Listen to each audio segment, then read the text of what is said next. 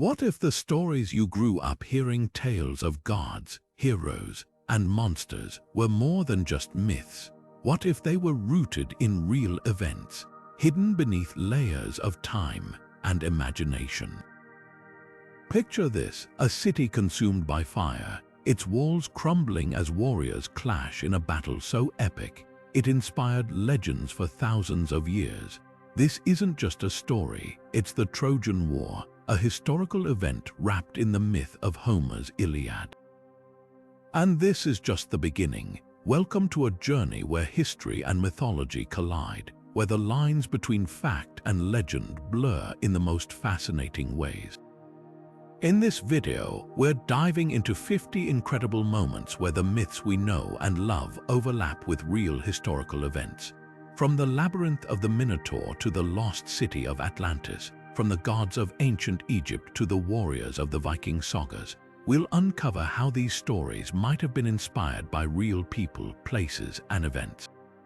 Mythology isn't just about gods and monsters, it's a reflection of how ancient cultures made sense of their world. It's history told through the lens of imagination, where reality and fantasy intertwine to create something timeless. So, if you've ever wondered whether there's truth behind the legends, or if you're just curious about how history and myth shape each other, you're in the right place. By the end of this video, you'll see history in a whole new light, and you might just find yourself questioning where the line between myth and reality truly lies. So grab a seat and let's unravel the mysteries of the past together. Trust me, you won't want to miss what's coming next. Now, let's step into the world of the Trojan War, one of the most famous clashes in history, or is it myth? For centuries, the story of the Trojan War, immortalized in Homer's epic poem, the Iliad, was thought to be pure legend. But what if there was more to it? What if the tale of Helen, Achilles, and the Trojan horse had roots in real events? The key to unlocking this mystery lies in the ancient city of Hisarlik, located in modern-day Turkey. In the late 19th century, archaeologist Heinrich Schliemann set out to prove that the Trojan War wasn't just a story. His excavations at Hisarlik revealed the remains of a once thriving city, complete with massive walls and evidence of destruction by fire. These findings match descriptions from the Iliad, suggesting that the city Schliemann uncovered could indeed be the legendary Troy. But here's where it gets even more fascinating. The archaeological layers at Hisarlik show that the city was destroyed and rebuilt multiple times over centuries. One of these layers, dating back to around 1200 BCE, aligns with the estimated time of the Trojan War. This has led many to believe that the war could have been a real event, though likely exaggerated and mythologized over time. Homer's Iliad, written centuries after the war, blends historical elements with mythological embellishments. The gods, the larger-than-life heroes, and the dramatic twists of fate are all part of the poetic retelling. But at its core, the Iliad reflects the values, conflicts, and realities of the ancient world. It's a story of honor, betrayal, and the human cost of war, themes that resonate across time. So, was the Trojan War real? The answer lies somewhere in between. While the exact details may be lost to history, the evidence suggests that the war was inspired by real conflicts, perhaps between the Mycenaean Greeks and the people of Troy. The Iliad, then, is not just a myth, it's a blend of history and imagination, a testament to how stories evolve and endure. As we move forward, we'll see how this interplay between myth and history repeats itself in other tales, each one offering a glimpse into the past and the power of storytelling. Next, we'll explore the labyrinth of the Minotaur and its connection to the Minoan civilization, another fascinating overlap of myth and reality. Now, let's turn our attention to the myth of the Minotaur and the labyrinth, a tale that has captivated imaginations for centuries. This story, rooted in ancient Crete, tells of a fearsome half-man, half-bull creature confined within a maze so intricate that escape seemed impossible. But could this myth have been inspired by real historical events or places? The answer lies in the ruins of the Palace of Knossos, the heart of the Minoan civilization. The Palace of Knossos, discovered by archaeologist Arthur Evans in the early 20th century, is a sprawling complex of interconnected rooms, corridors, and courtyards. Its intricate layout has led many to speculate that it could have been the inspiration for the legendary labyrinth. Imagine walking through its winding passages. It's easy to see how such a place could give rise to stories of a maze designed to trap the unwary. The Minotaur itself, a creature born from the union of Queen Pasiphae and a sacred bull, might also have roots in Minoan culture. Bulls held significant religious and symbolic importance in Minoan society, as seen in frescoes and artifacts depicting bull-leaping rituals. These rituals, which involved acrobatics and bravery, may have been the foundation for the myth of the Minotaur, blending reality with the fantastical. But why would the Minoans create such a myth? One theory suggests that the labyrinth symbolized the complexity and power of their civilization. The Palace of Knossos, with its advanced architecture and sophisticated art, was a testament to their ingenuity. By weaving a tale of a monstrous creature trapped within a maze, the Minoans may have been expressing their own mastery over chaos and danger, turning their achievements into a story that would endure for millennia. As we piece together the connections between myth and history, the story of the Minotaur and the labyrinth reminds us that even the most fantastical tales often have a kernel of truth. Next, we'll journey to ancient Rome, where the legendary tale of Romulus and Remus offers another fascinating glimpse into how myths shape our understanding of the past. Now, shifting our gaze to the heart of ancient Italy, we encounter one of the most iconic tales of all time, the founding of Rome by Romulus and Remus. This legendary story, steeped in drama and divine intervention, has long been a cornerstone of Roman identity. But how much of it is myth and how much is rooted in historical truth? Let's unravel the threads of this captivating narrative. According to the legend, Romulus and Remus were twin brothers, descendants of the Trojan hero Aeneas and the god Mars. Abandoned as infants and left to die by the Tiber River, they were miraculously saved by a she-wolf who nursed them back to health. Raised by a shepherd, the brothers grew up to establish a city on the very spot where they were rescued. However, a bitter dispute over where to build the city led to Romulus killing Remus, and thus Rome was born under Romulus's rule. While the tale is undeniably dramatic, archaeologists have uncovered evidence that suggests the story might have some basis in reality.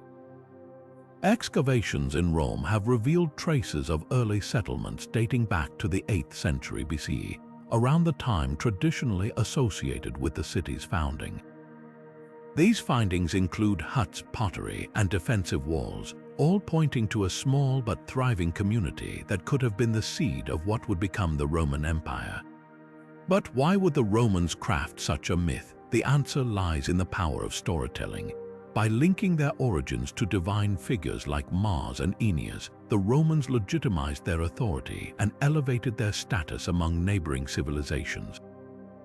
The tale of Romulus and Remus also served as a unifying narrative, giving the people of Rome a shared sense of identity and destiny. It was a way to say, "We are special, chosen by the gods to rule." Interestingly, the myth also reflects the Romans' pragmatic approach to power. The story of Romulus killing Remus, while brutal, underscores the idea that Rome's foundation was built on strength and decisiveness. It's a reminder that the city's rise was not without conflict and that its leaders were willing to make tough choices to ensure its survival and dominance.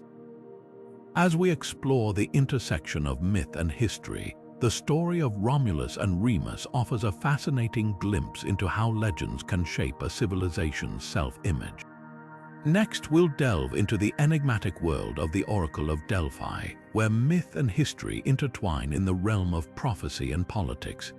Now, let's journey to the slopes of Mount Parnassus, where the ancient world sought answers to its most pressing questions, the Oracle of Delphi. This sacred site, believed to be the center of the world by the Greeks, was more than just a place of prophecy. It was a powerful intersection of myth, religion, and politics, where the whispers of the gods shaped the fate of nations. At the heart of Delphi's mystique was the Pythia, the high priestess who served as the mouthpiece of Apollo, the god of prophecy. Seated on a tripod above a chasm that emitted mysterious vapors, the Pythia would enter a trance-like state, delivering cryptic messages believed to be divinely inspired. Kings, generals, and ordinary citizens alike traveled great distances to seek her guidance, making Delphi one of the most influential institutions in the ancient world.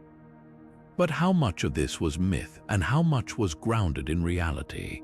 Historians and archaeologists have uncovered evidence that suggests the oracle's influence was very real. The sanctuary at Delphi was a hub of political activity, with city-states often consulting the oracle before making major decisions, such as declaring war or founding new colonies. The Pythia's prophecies, though often ambiguous, were interpreted in ways that aligned with the ambitions of those in power, making Delphi a key player in shaping the course of Greek history. The myth of Apollo's connection to Delphi also played a crucial role in its significance. According to legend, Apollo slew the serpent Python to claim the site as his own, establishing it as a place of divine wisdom. This story not only elevated Delphi's status, but also reinforced the idea that the oracle's words were backed by the authority of the gods. It was a powerful narrative that gave the Pythia's pronouncements an air of inevitability, making them difficult to ignore or challenge. Interestingly, the oracle's influence extended beyond Greece. Leaders from distant lands, including Lydia and Egypt, sought her counsel, highlighting Delphi's reputation as a universal source of wisdom. Even in times of crisis, such as the Persian Wars, the oracle's prophecies were seen as crucial to securing victory. For example, the famous advice to the Athenians to trust in their wooden walls was interpreted as a call to rely on their navy, a decision that ultimately led to their triumph at the Battle of Salamis.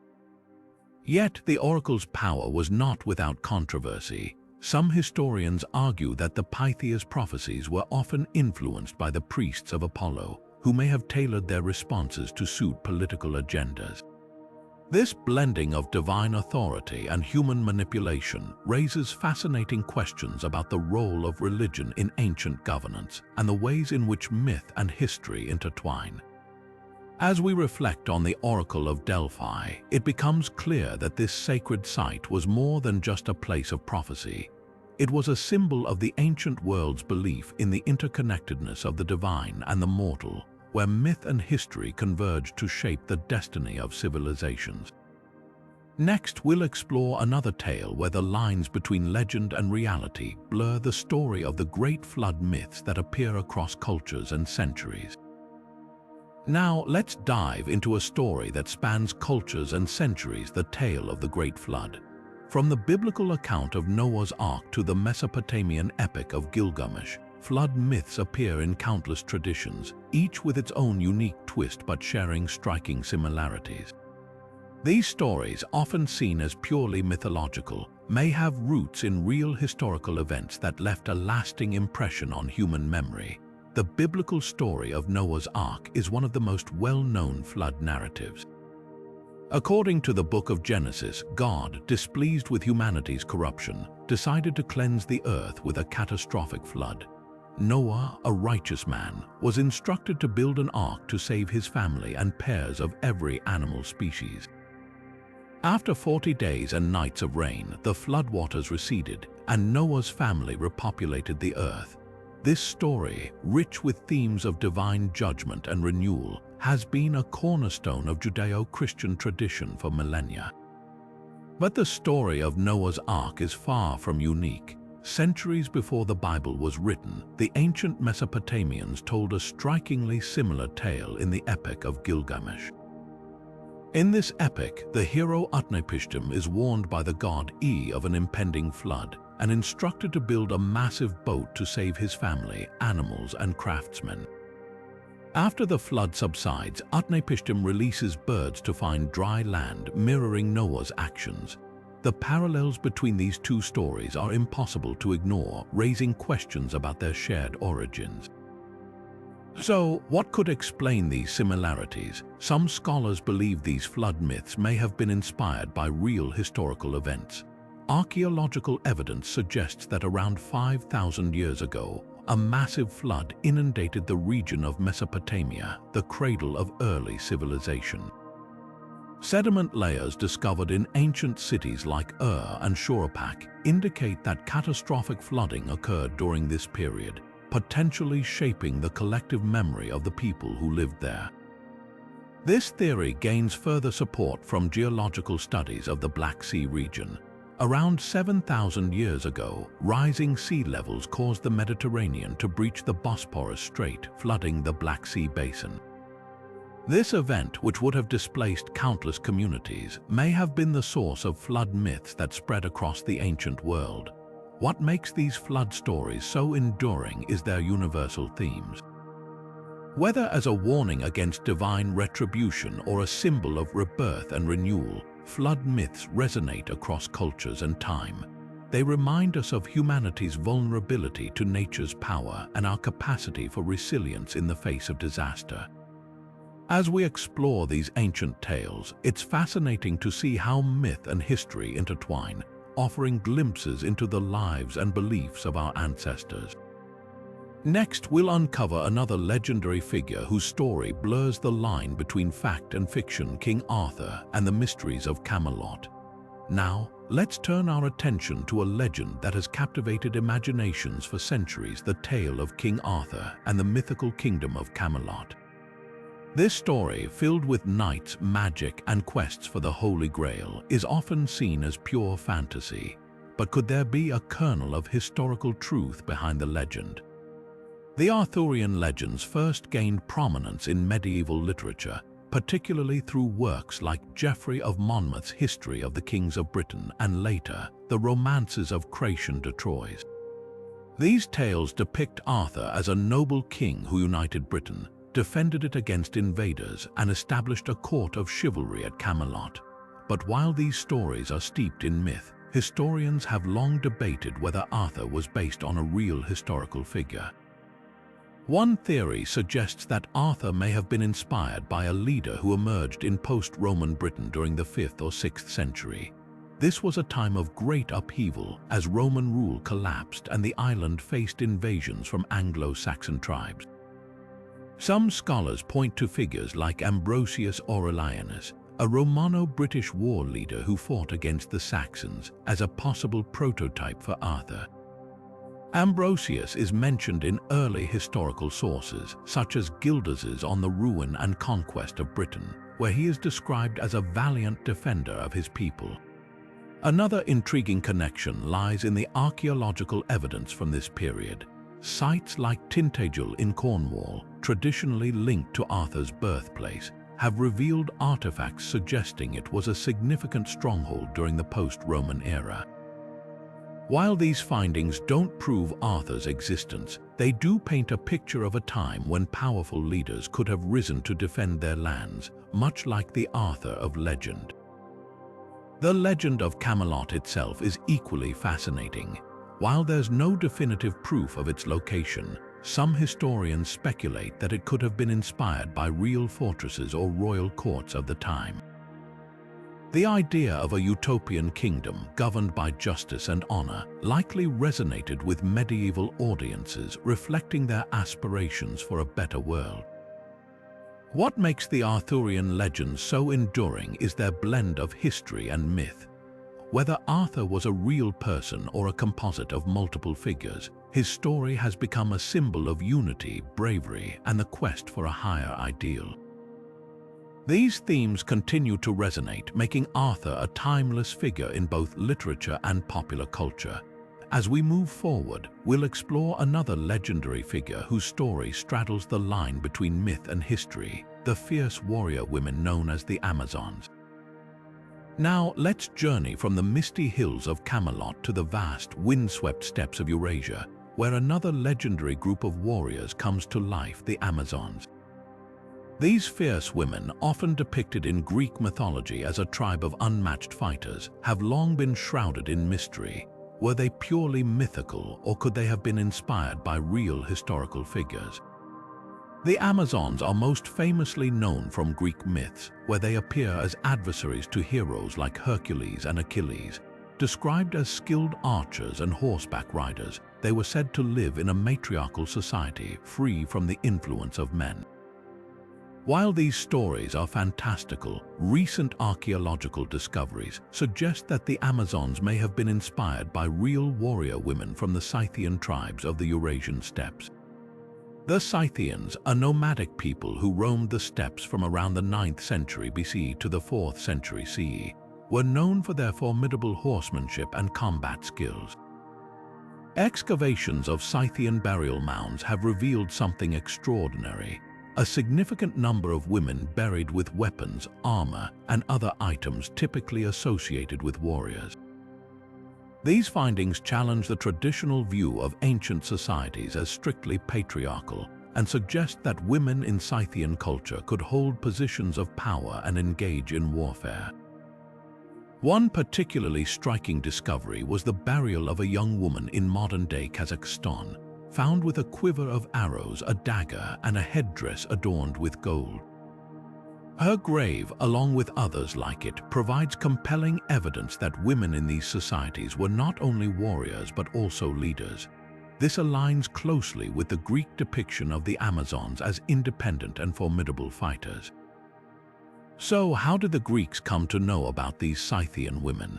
It's likely that through trade and conflict, the Greeks encountered stories of these warrior women, which they then embellished and incorporated into their own mythology.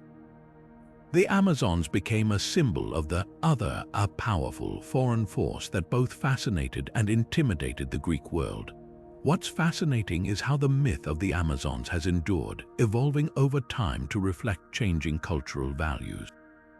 From ancient Greek pottery to modern comic books, the Amazons continue to captivate our imagination.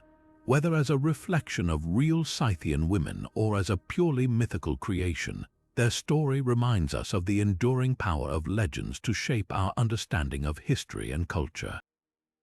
As we continue our exploration, we'll dive into another legendary tale that blurs the line between myth and reality, the lost city of Atlantis. Now, let's shift our focus from the warrior women of the steppes to a tale that has fascinated explorers, historians, and dreamers for centuries: the lost city of Atlantis. This legendary island, first described by the ancient Greek philosopher Plato, has become one of the most enduring mysteries of all time. But was Atlantis purely a myth, or could it have been inspired by real historical events? Plato's account of Atlantis appears in two of his dialogues, Timaeus and Critias. He describes it as a powerful and advanced civilization that existed around 9,000 years before his time. According to Plato, Atlantis was a utopia of immense wealth and technological sophistication, ruled by a confederation of kings. However, its people became greedy and corrupt, leading the gods to punish them by sinking the entire island into the ocean in a single day and night of catastrophe. While Plato's story is often interpreted as a moral allegory about the dangers of hubris, many have wondered if it could have been based on a real place. One of the most compelling theories links Atlantis to the Minoan civilization, which thrived on the island of Crete and surrounding areas during the Bronze Age. The Minoans were known for their advanced architecture, art, and maritime prowess, much like the Atlanteans described by Plato. The connection to the Minoans gains further traction when we consider the catastrophic eruption of the volcano on the island of Thera, modern-day Santorini, around 1600 BC. This eruption was one of the largest in recorded history, causing massive tsunamis, earthquakes, and widespread destruction. Some scholars believe that the devastation caused by the Thera eruption could have inspired Plato's tale of Atlantis sinking beneath the waves. However, the mystery of Atlantis doesn't end there. Over the centuries, countless theories have emerged, placing the lost city in locations ranging from the Mediterranean to the Caribbean and even Antarctica. Some suggest it was a metaphor for a lost golden age, while others believe it could represent a forgotten civilization whose true history has been lost to time. What makes Atlantis so captivating is its blend of myth and possibility. It represents humanity's fascination with the unknown and our desire to uncover the secrets of the past. Whether Atlantis was a real place, a cautionary tale, or a combination of both, its story continues to inspire exploration and imagination. As we move forward, we'll explore another legendary figure whose story bridges the gap between myth and history, the Norse gods and their influence on Viking culture. Now, let's journey from the sunken mysteries of Atlantis to the frostbitten realms of the Norse gods, where myth and history intertwine in the sagas of the Vikings. The Norse pantheon, with figures like Odin, Thor, and Loki, isn't just a collection of fantastical tales, it's a reflection of the Viking way of life, their values, and their worldview.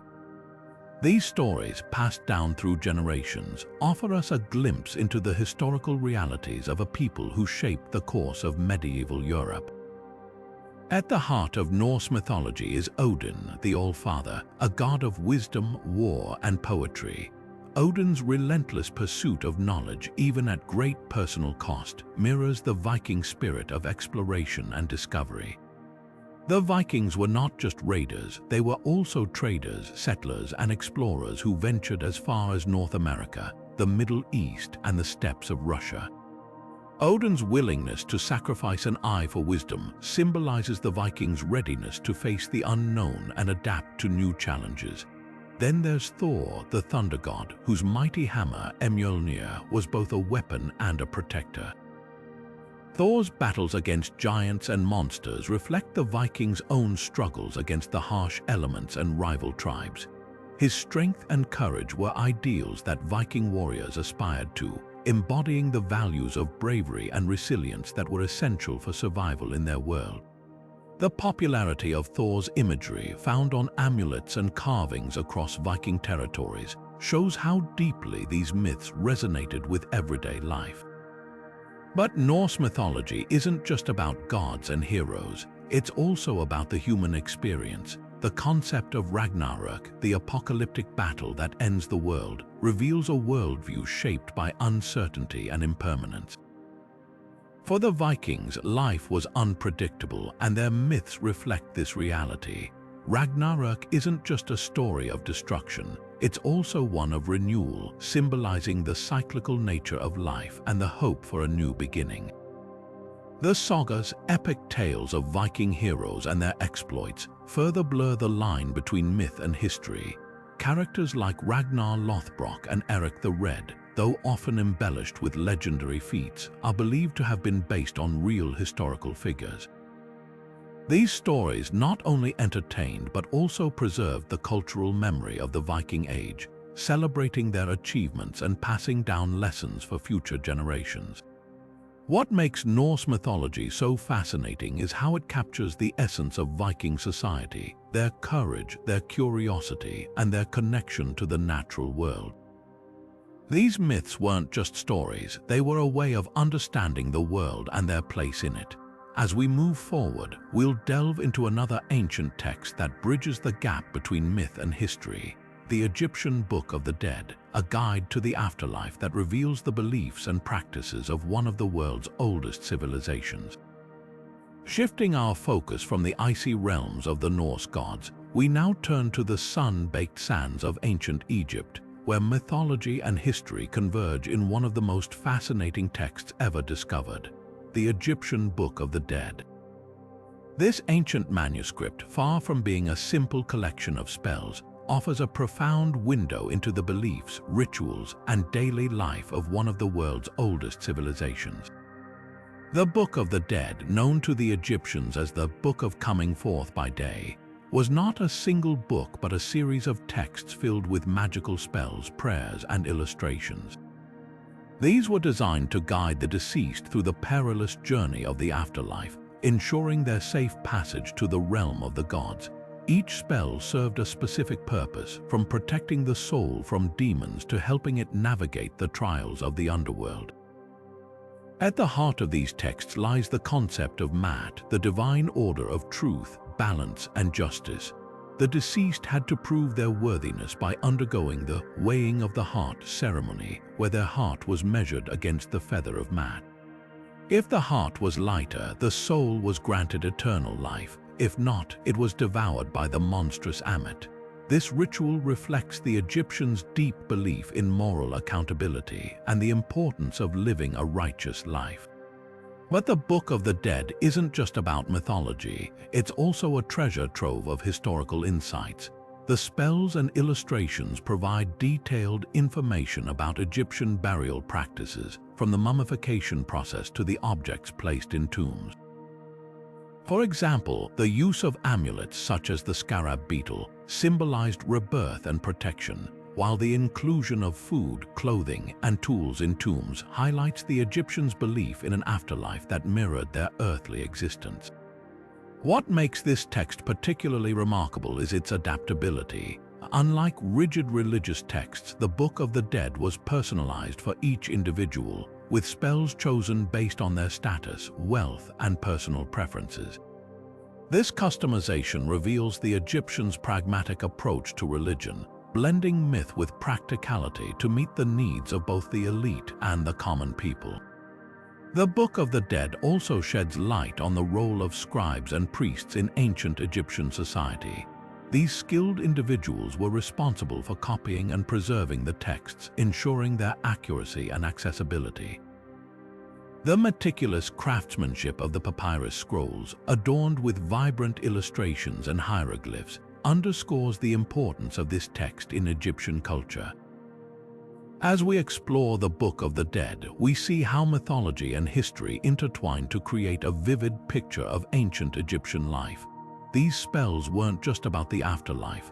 They were a reflection of the values, fears, and aspirations of a civilization that sought to conquer death itself. And as we move forward, we'll uncover another fascinating overlap between myth and history, the epic Mahabharata and its potential roots in ancient Indian warfare. Now, let's journey from the banks of the Nile to the fertile plains of ancient India, where mythology and history collide in one of the world's greatest epics, the Mahabharata. This sprawling narrative, often described as the longest poem ever written, is more than just a tale of gods, heroes, and cosmic battles. It's a window into the social, political, and spiritual fabric of ancient India, with roots that may stretch deep into historical events. At the heart of the Mahabharata lies the Kurukshetra War, a colossal conflict between two branches of a royal family, the Pandavas and the Kauravas.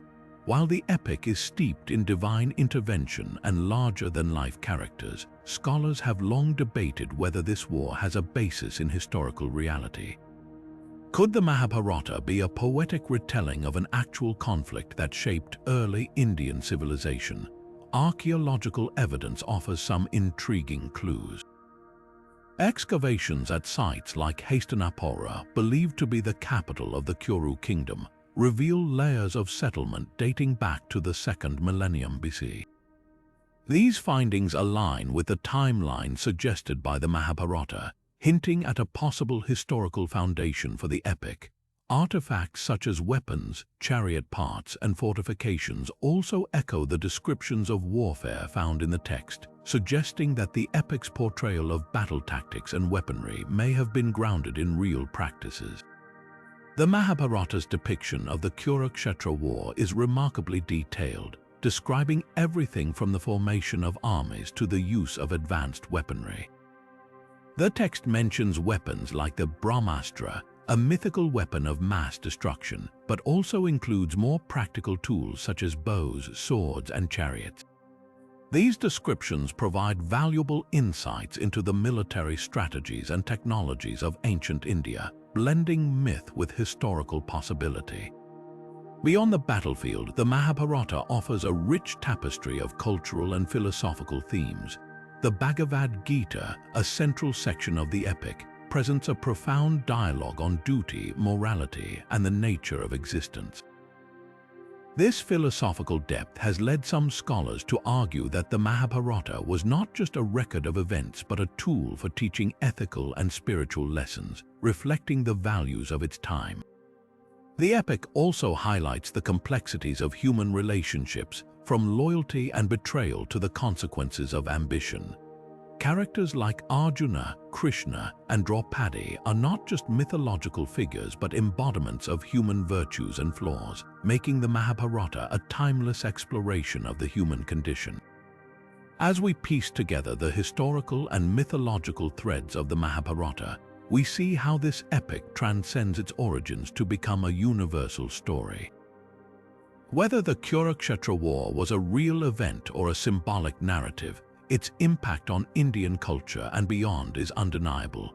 And as we move forward, we'll uncover another fascinating intersection of myth and history, the legendary city of El Dorado and its connection to the Muisca people of Colombia. Now, let's shift our gaze from the ancient plains of India to the lush highlands of South America, where the legend of El Dorado has captivated imaginations for centuries. This myth, often associated with a city of unimaginable wealth, has roots that intertwine with the history and culture of the Muisca people of Colombia. But how did this tale of a golden king evolve into a driving force behind European exploration and conquest? The story of El Dorado begins with the Muisca, an advanced civilization that thrived in the Andes long before the arrival of Europeans. Central to their culture was a ritual that gave rise to the legend. During the inauguration of a new leader, the Muisca would cover their chosen ruler in gold dust and set him adrift on Lake Guatavita. Accompanied by offerings of gold and emeralds, this ceremony symbolized the leader's connection to the divine and the prosperity of his people. Over time, this ritual became the foundation of the El Dorado myth, transforming into tales of a golden city hidden deep within the jungle. When Spanish conquistadors arrived in the Americas, they were quick to seize upon these stories. Fueled by greed and the promise of untold riches, expeditions were launched to find the fabled city. Figures like Gonzalo Jimenez de Quesada and Sir Walter Raleigh became synonymous with the search for El Dorado, leading countless men into the uncharted wilderness. Yet, despite their efforts, the city remained elusive, a shimmering mirage that seemed to retreat further with every step taken toward it. The myth of El Dorado not only shaped the course of European exploration, but also had profound consequences for the indigenous peoples of the Americas. The relentless pursuit of gold led to the exploitation and devastation of countless communities, as the Spanish sought to extract wealth at any cost. The Muisca themselves were not spared, their culture and way of life forever altered by the arrival of these foreign invaders.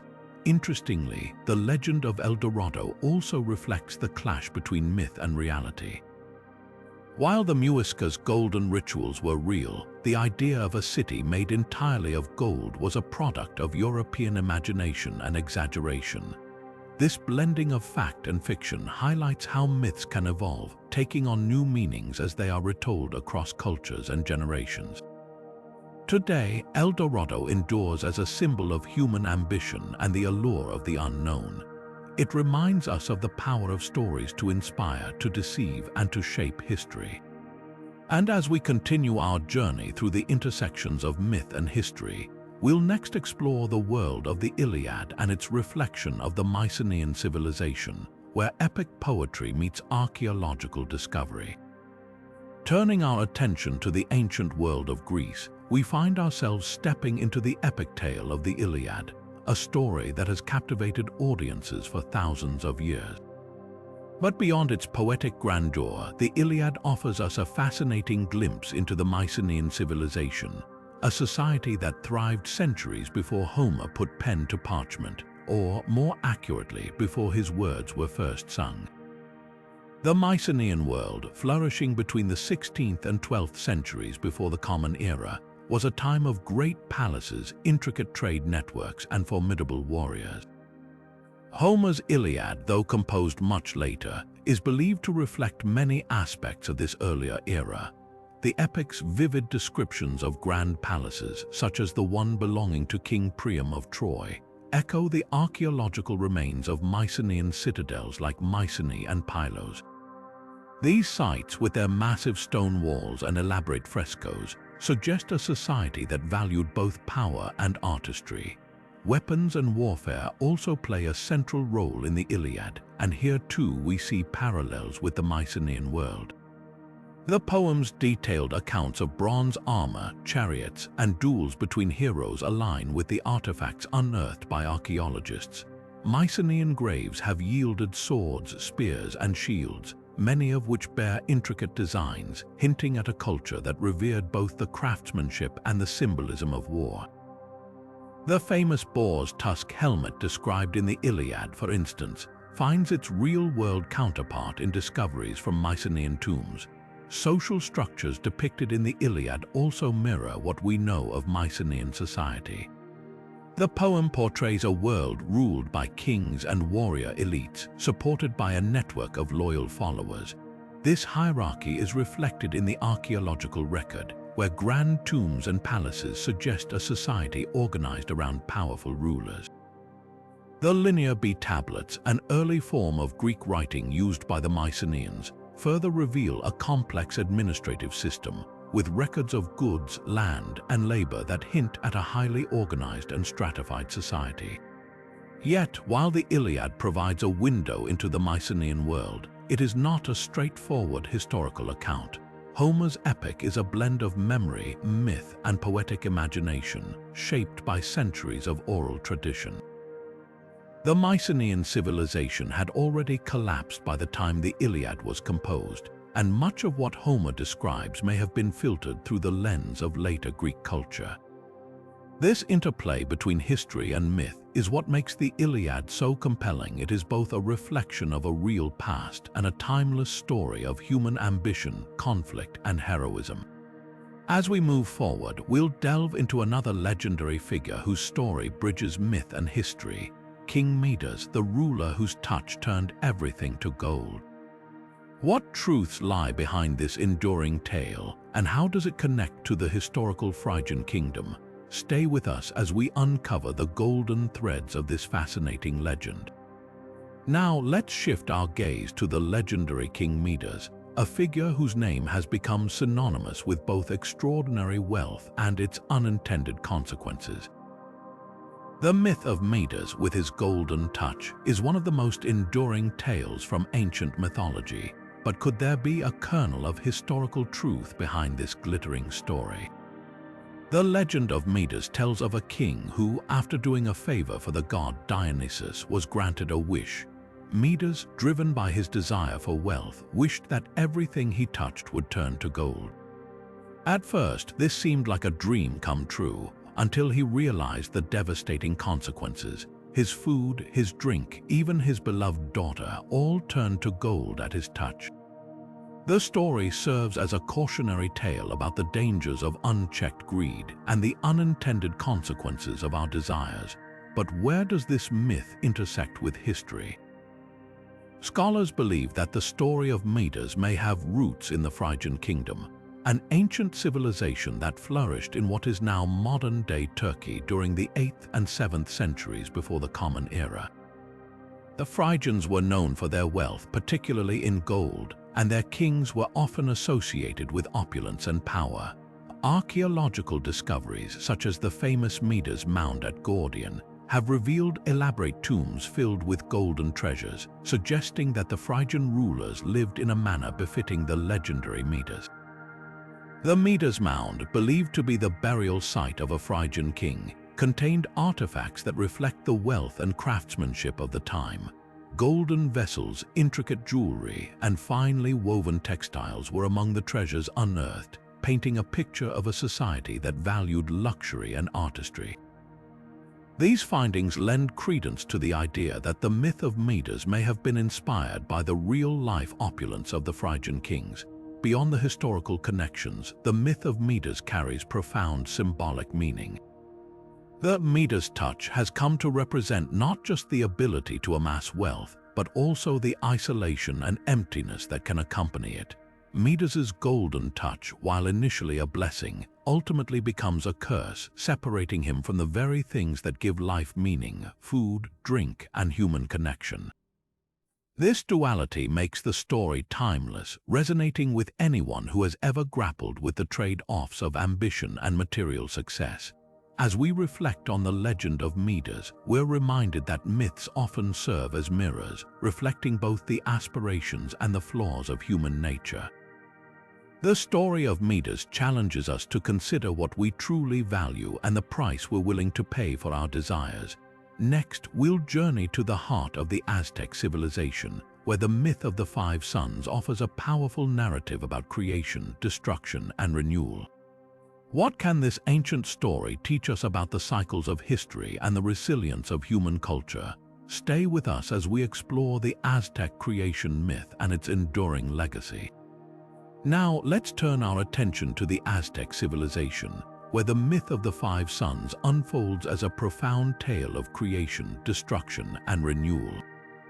This ancient narrative not only offers a glimpse into the Aztec worldview, but also reflects the historical cycles of their empire, particularly the rise and fall of their great capital, Tenochtitlan. The Aztec creation myth tells of five successive worlds, or suns, each ruled by a different deity and each ending in catastrophic destruction. The first four suns were destroyed by jaguars, wind, fire, and floods, respectively, symbolizing the forces of nature and the fragility of existence. The fifth sun, under which we currently live, was believed to be sustained by the gods through human sacrifice, a practice central to Aztec religion and culture. This cycle of creation and destruction reflects the Aztec understanding of time as cyclical rather than linear, a concept that deeply influenced their rituals, architecture, and daily life. But how does this myth connect to the historical realities of the Aztec Empire? The story of the five suns mirrors the rise and fall of Tenochtitlan, the Aztec capital that once stood as a marvel of engineering and urban planning. Founded in the early 14th century, Tenochtitlan was built on an island in Lake Texcoco, with intricate canals, causeways, and towering temples that showcased the empire's power and ingenuity. The city's grandeur was a testament to the Aztec belief in their divine mandate to rule, a belief rooted in the myth of the fifth sun. However, just as the previous suns met their end, so too did Tenochtitlan. The arrival of Spanish conquistadors in the early 16th century marked the beginning of the empire's downfall. The fall of Tenochtitlan in 1521 was not just a military defeat, but also a symbolic collapse of the Aztec world order. The Spanish conquest disrupted the delicate balance of the fifth sun, leading to the destruction of temples, the suppression of Aztec religion, and the eventual transformation of Tenochtitlan into Mexico City. The myth of the five suns also offers insights into the resilience of Aztec culture. Despite the empire's fall, elements of their mythology, language, and traditions have endured, woven into the fabric of modern Mexican identity. The story of the five suns reminds us that even in the face of destruction, there is the potential for renewal and continuity. As we explore the Aztec creation myth, we're invited to consider how stories of the past shape our understanding of the present.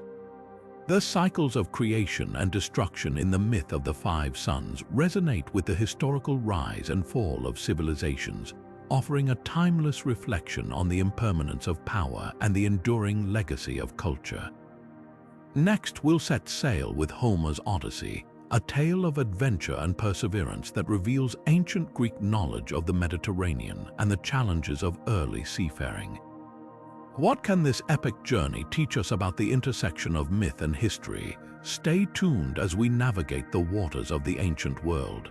Now, let's chart a course through the ancient Mediterranean as we dive into Homer's Odyssey, a timeless epic that blends myth with the realities of early seafaring.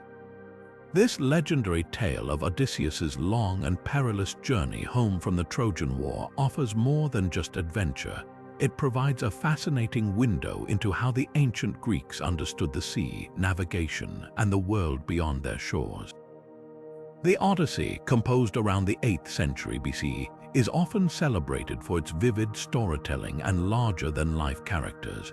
But beneath the surface of its mythical encounters with sirens, cyclops, and sorceresses lies a wealth of practical knowledge about the Mediterranean. Homer's descriptions of winds, currents, and coastal landmarks suggest that the Greeks had a deep familiarity with the sea, honed through centuries of exploration and trade.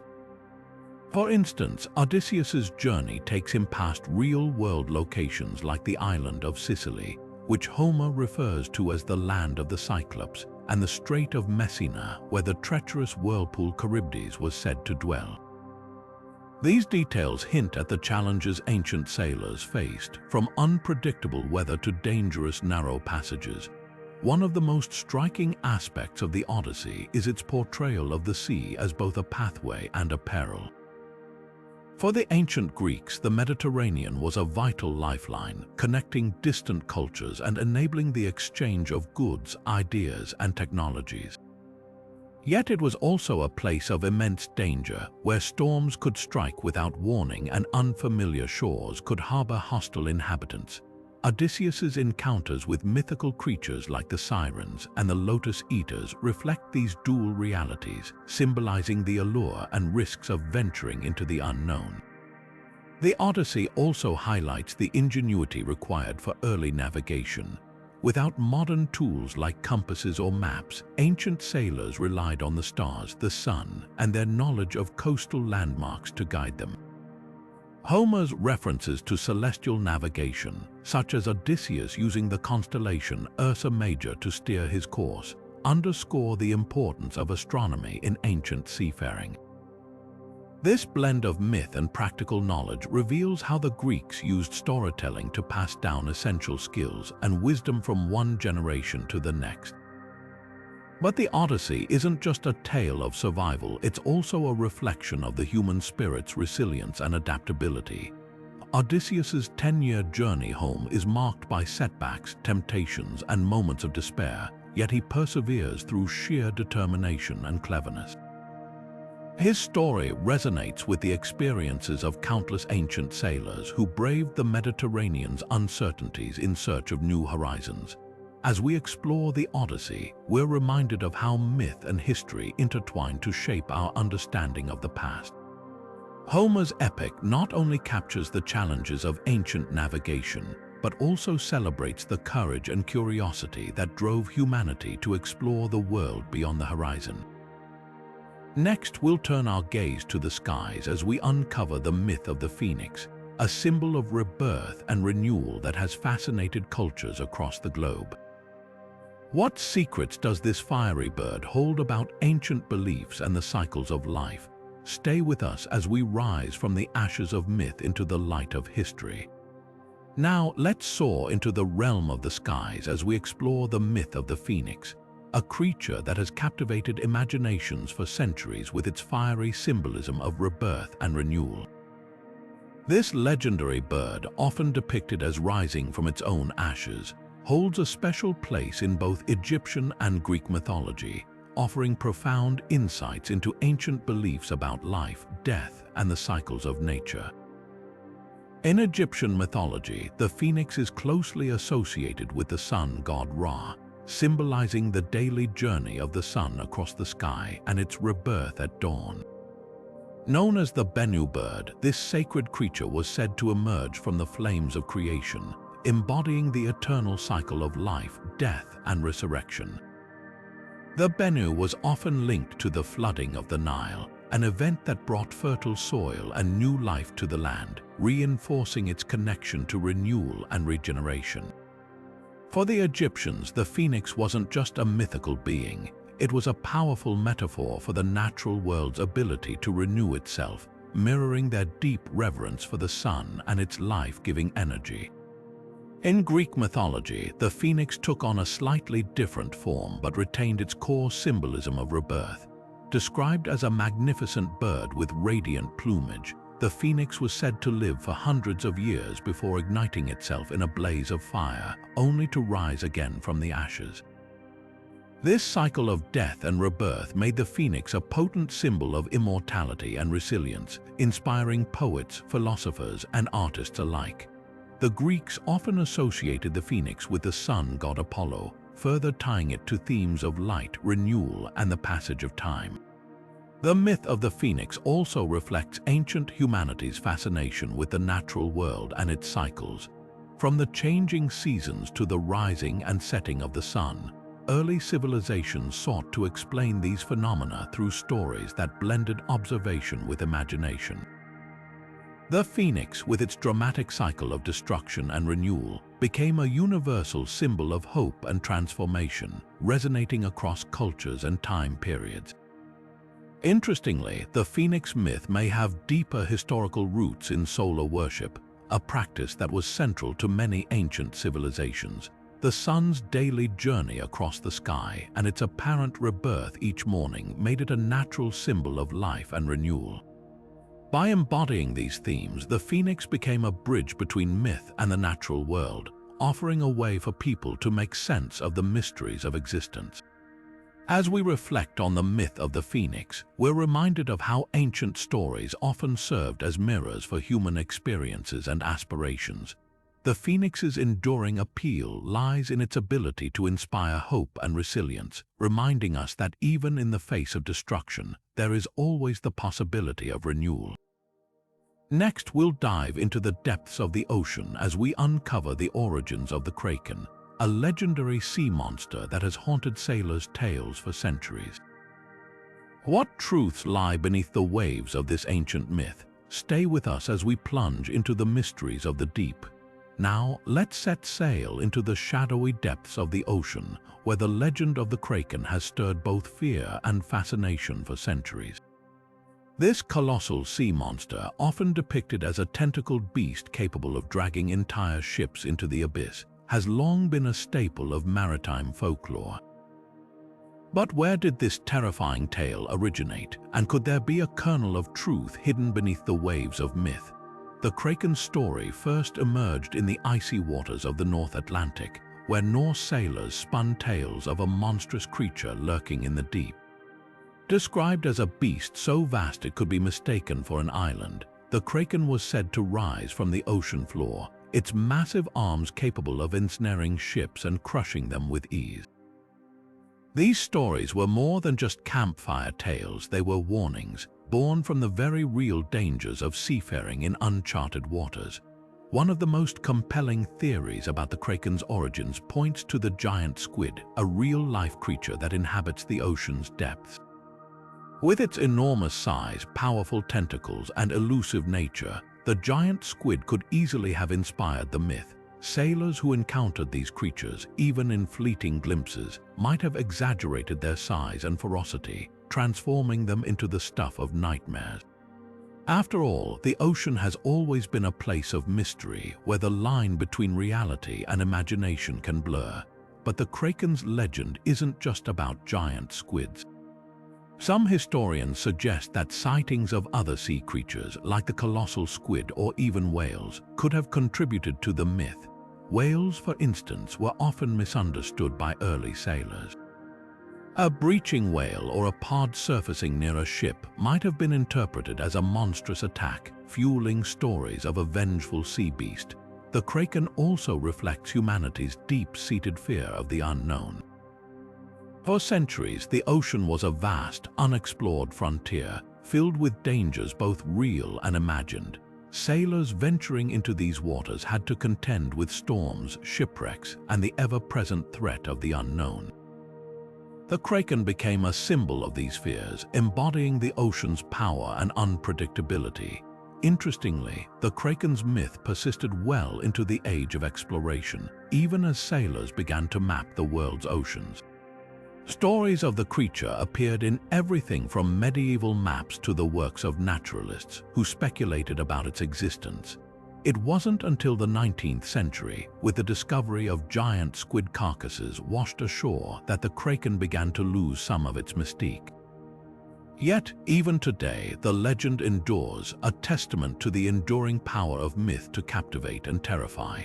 As we navigate the waters of the Kraken's legend, we're reminded of how myths often arise from humanity's attempts to explain the unexplainable. Whether inspired by giant squids, whales, or the sheer vastness of the ocean, the Kraken remains a fascinating blend of fact and fiction. Next, we'll turn our gaze to the skies once more as we explore the myth of the Cyclops, a one-eyed giant whose origins might be rooted in ancient discoveries of mammoth skulls. What secrets lie behind this towering figure of myth? Stay with us as we uncover the truth behind the legend. Now, let's shift our focus from the depths of the ocean to the rugged landscapes of ancient Greece, where the myth of the Cyclops has long captured the imagination. This towering, one-eyed giant, often depicted as a fearsome and solitary creature, appears in some of the most famous tales of Greek mythology, including Homer's Odyssey. But could this legendary figure have been inspired by something far more ordinary and yet equally mysterious? The Cyclops myth might have its roots in the ancient world's encounters with the remains of prehistoric creatures.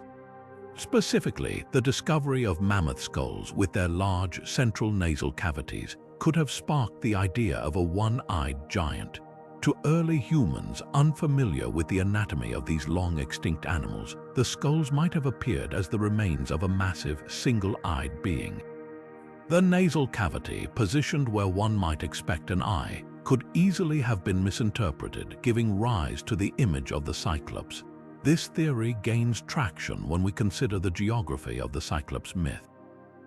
Many of these stories originate in regions where mammoth fossils have been found, such as the Mediterranean islands.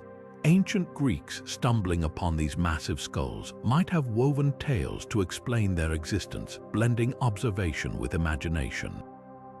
After all, myths often serve as a way to make sense of the unknown, and the sight of such enormous bones would have been both awe-inspiring and terrifying. The Cyclops also reflects broader themes in Greek mythology, particularly the tension between humans and the natural world. These one-eyed giants were often portrayed as brutish and uncivilized, living in remote caves and posing a threat to heroes like Odysseus. This depiction might symbolize humanity's struggle to understand and conquer the wild, untamed forces of nature. The Cyclops, with its immense strength and otherworldly appearance, embodies the dangers lurking beyond the boundaries of human civilization. Interestingly, the Cyclops myth persisted long after the ancient world, evolving over time to reflect changing cultural fears and fascinations. In medieval Europe, for example, the Cyclops became a symbol of monstrous otherness, often appearing in maps and texts as a representation of distant, unexplored lands. Even today, the image of the one-eyed giant endures in popular culture, from literature to film, a testament to the enduring power of this ancient myth. As we unravel the threads of the Cyclops legend, we're reminded of how myths often emerge from humanity's attempts to explain the world around them. Whether inspired by mammoth skulls or the mysteries of the natural world, the Cyclops remains a fascinating blend of fact and fiction. Next, we'll journey into the realm of ancient Mesopotamia, where the Epic of Gilgamesh offers a glimpse into humanity's earliest quest for immortality. What timeless truths lie hidden within this ancient tale? Stay with us as we uncover the secrets of one of the world's oldest stories. Now, let's turn our attention to the ancient world of Mesopotamia, where the Epic of Gilgamesh unfolds as one of humanity's oldest and most profound stories. This epic, etched onto clay tablets thousands of years ago, tells the tale of Gilgamesh, a powerful king who embarks on a quest for immortality after the death of his closest friend, Enkidu. But beyond its gripping narrative, the Epic of Gilgamesh offers a window into the values, fears, and aspirations of one of the world's earliest civilizations. At its core, the story explores the universal human struggle with mortality. Gilgamesh, initially a proud and reckless ruler, is transformed by grief after losing Enkidu. This loss forces him to confront his own mortality, sending him on a journey to seek eternal life. his quest takes him to the ends of the earth, where he encounters gods, monsters, and the wise sage Utnapishtim, who survived a great flood and was granted immortality. Through these encounters, Gilgamesh learns that immortality is not something that can be attained by mortals, but that the true legacy of a person lies in the deeds they leave behind. The Epic of Gilgamesh also reflects the historical and cultural context of ancient Mesopotamia. The story's themes of kingship, friendship, and the relationship between humans and the divine mirror the values of a society deeply rooted in city-states and temple-centered worship. Gilgamesh himself is believed to have been based on a historical king of Uruk, a powerful city in Sumer. While the epic embellishes his life with mythological elements, it also preserves a sense of the real challenges and responsibilities faced by Mesopotamian rulers. One of the most striking parallels between myth and history in the Epic of Gilgamesh is the story of the Great Flood. Utnapishtim's account of surviving a catastrophic deluge bears striking similarities to the biblical story of Noah's Ark, suggesting that both tales may have been inspired by real historical events, such as massive flooding in the Tigris-Euphrates region. This connection highlights how myths often serve as a way to process and remember significant natural disasters, weaving them into the cultural fabric of a society. The Epic of Gilgamesh also delves into the human desire to transcend the limits of existence. Gilgamesh's search for immortality reflects a timeless yearning to overcome death, a theme that resonates across cultures and eras. Yet, the epic ultimately concludes that immortality is not the key to a meaningful life. Instead, it suggests that embracing one's mortality and striving to leave a positive impact on the world is the true path to enduring significance. As we reflect on the Epic of Gilgamesh, we're reminded of how ancient stories continue to speak to us today. Its exploration of life, death, and the human condition remains as relevant now as it was thousands of years ago. Next, we'll step into the world of medieval England, where the legend of Robin Hood takes center stage. How much of this beloved outlaw story is rooted in history, and how much is the stuff of myth? Join us as we uncover the truth behind the man in green. Now, let's journey from the ancient floodplains of Mesopotamia to the dense forests of medieval England, where the legend of Robin Hood has captured imaginations for centuries. This iconic tale of a noble outlaw who steals from the rich to give to the poor is one of the most enduring stories in Western folklore. But how much of Robin Hood's story is rooted in history, and how much is the product of myth and legend? The figure of Robin Hood first appears in medieval ballads and poems, often depicted as a skilled archer and a champion of the oppressed. While there's no definitive historical evidence of a single person named Robin Hood, scholars believe the legend may have been inspired by a combination of real outlaws and social conditions of the time. During the medieval period, England was marked by widespread inequality, heavy taxation, and frequent conflicts between the ruling class and the common people.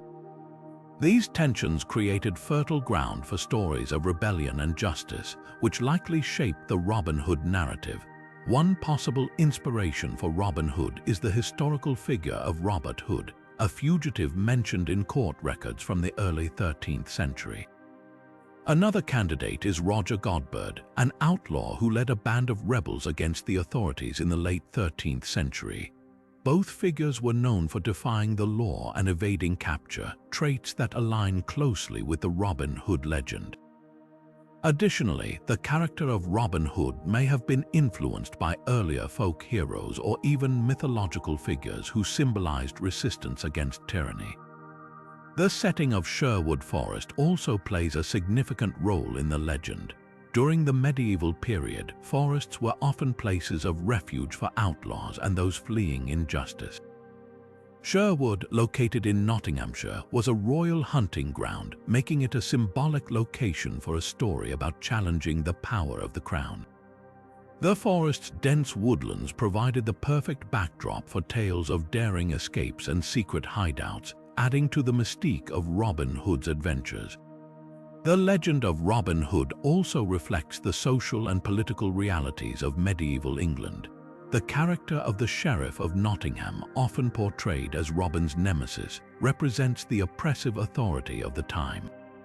Meanwhile, Robin's band of merry men, including figures like Little John and Friar Tuck, embody the spirit of camaraderie and collective resistance. These elements suggest that the story was not just entertainment but also a form of social commentary, offering hope and inspiration to those who felt powerless. Over time, the Robin Hood legend has evolved, with new characters and themes being added to the story. For example, the romantic subplot involving Maid Marian didn't appear until later versions of the tale. Similarly, the idea of Robin Hood as a dispossessed nobleman fighting to reclaim his rightful place emerged during the Renaissance, reflecting changing attitudes toward class and nobility. As we explore the legend of Robin Hood, it's clear that this story is more than just a tale of adventure.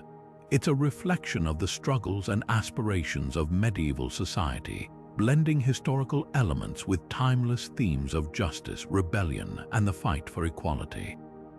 Next, we'll venture into the realm of Greek mythology, where the Hydra, a fearsome multi-headed serpent, awaits. What historical or natural phenomena might have inspired this terrifying creature? Stay with us as we unravel the mystery. Now, let's turn our attention from the forests of medieval England to the murky swamps of ancient Greece, where the Hydra, a fearsome multi-headed serpent, lurks in myth and legend. This terrifying creature, said to regrow 2 heads for every one that was cut off, has fascinated and frightened audiences for centuries. But what might have inspired such a monstrous tale? The Hydra myth is most famously associated with the second labor of Hercules, who was tasked with slaying the beast as part of his penance. According to the story, the Hydra lived in the swamps near the ancient city of Lerna, a region known for its treacherous marshes and stagnant waters. For the ancient Greeks, swamps were places of mystery and danger, often associated with disease, decay, and unseen threats. It's possible that the Hydra myth emerged as a way to personify these fears, transforming the natural hazards of swampy environments into a tangible, monstrous foe. Another theory suggests that the Hydra's multiple heads and regenerative abilities could have been inspired by real-life observations of nature. For example, some scholars propose that the myth might have been influenced by sightings of octopuses or other creatures with tentacles, which could appear to regrow limbs when damaged. Alternatively, the Hydra's ability to sprout new heads might symbolize the persistent and overwhelming challenges posed by natural disasters, such as floods or plagues, which could strike repeatedly and seem impossible to fully overcome. The Hydra's connection to water and swamps also ties into broader themes in Greek mythology. Water was often seen as a source of both life and chaos, and many mythological creatures like the Hydra were associated with bodies of water. This duality reflects the ancient Greeks' complex relationship with their environment, where water could nourish crops but also bring destruction through storms or flooding. Interestingly, the Hydra's defeat by Hercules also carries symbolic meaning. By using fire to cauterize the stumps of the Hydra's necks, Hercules prevents the creature from regenerating, suggesting that ingenuity and resourcefulness can triumph over seemingly insurmountable challenges. This aspect of the myth may have served as a metaphor for human resilience and the ability to overcome adversity through cleverness and determination. As we explore the Hydra myth, it becomes clear that this story is more than just a tale of a monstrous creature. It reflects the ancient Greeks' attempts to make sense of the natural world and their fears of the unknown. Whether inspired by swamp creatures, natural disasters, or symbolic struggles, the Hydra remains a powerful and enduring symbol of the challenges that lie in the shadows of our world. Next, we'll journey to the icy landscapes of Scandinavia, where the legend of Beowulf awaits. What historical truths might lie beneath this epic tale of heroism and monsters? Stay with us as we uncover the story behind the myth. Now, let's leave the swamps of ancient Greece behind and venture into the frostbitten landscapes of Scandinavia, where the epic tale of Beowulf unfolds.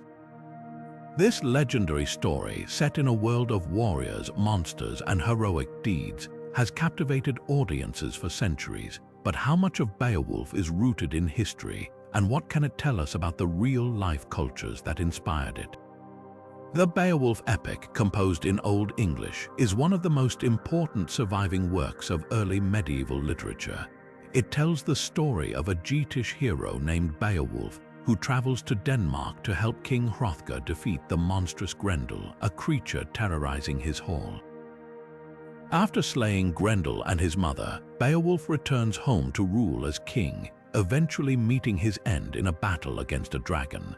While the story is filled with fantastical elements, scholars believe it reflects the historical realities of Scandinavian warrior culture during the migration period, roughly between the 4th and 6th centuries. Archaeological discoveries have shed light on the world depicted in Beowulf. For example, the great halls described in the poem, like Hrothgar's Heorot, have parallels in the remains of large wooden structures found in Scandinavia. These halls served as centers of power and community, where kings and warriors gathered to feast, celebrate victories, and forge alliances. The poem's emphasis on loyalty, honor, and the exchange of gifts mirrors the social and political dynamics of early medieval Scandinavia, where relationships between leaders and their followers were cemented through mutual obligations and rewards. The monsters in Beowulf, such as Grendel and the dragon, may also have symbolic connections to historical fears and challenges. Grendel, a creature exiled from human society, could represent the dangers lurking beyond the safety of the hall, whether they be rival tribes, harsh environments, or supernatural threats. The dragon, guarding a hoard of treasure, might symbolize the destructive consequences of greed and the inevitable decline of even the greatest heroes and kingdoms. Interestingly, some historians suggest that Beowulf himself could be inspired by real figures or events. While there's no direct evidence of a historical Beowulf, the poem's references to kings and battles align with known historical figures and conflicts from the period. For instance, the Geats, Beowulf's people, are believed to correspond to the Goetter, a tribe from southern Sweden. The poem's depiction of their struggles and alliances may reflect the complex political landscape of early Scandinavia. Beowulf also offers a glimpse into the values and beliefs of its time. The poem celebrates the ideals of bravery, loyalty, and the pursuit of glory, which were central to the warrior ethos of early medieval Scandinavia. At the same time, it grapples with themes of mortality and the fleeting nature of human achievements, reminding us that even the greatest heroes are not immune to the passage of time. As we explore the legend of Beowulf, it becomes clear that this epic is more than just a tale of heroism and monsters. It's a window into the historical and cultural world of early medieval Scandinavia, blending myth and history in a way that continues to resonate with audiences today. Next, we'll set sail across the Mediterranean, where the myth of the sirens awaits. What truths lie beneath their enchanting song, and how did ancient sailors navigate the dangers of the sea? Stay with us as we uncover the story behind the myth. Now, as we leave the icy shores of Scandinavia behind, let's turn our gaze to the sun-drenched waters of the Mediterranean, where the haunting myth of the sirens awaits. These enchanting yet deadly creatures have long captured the imagination of storytellers, but their legend is more than just a tale of temptation. It's a reflection of the very real fears ancient Greek sailors faced on the open sea.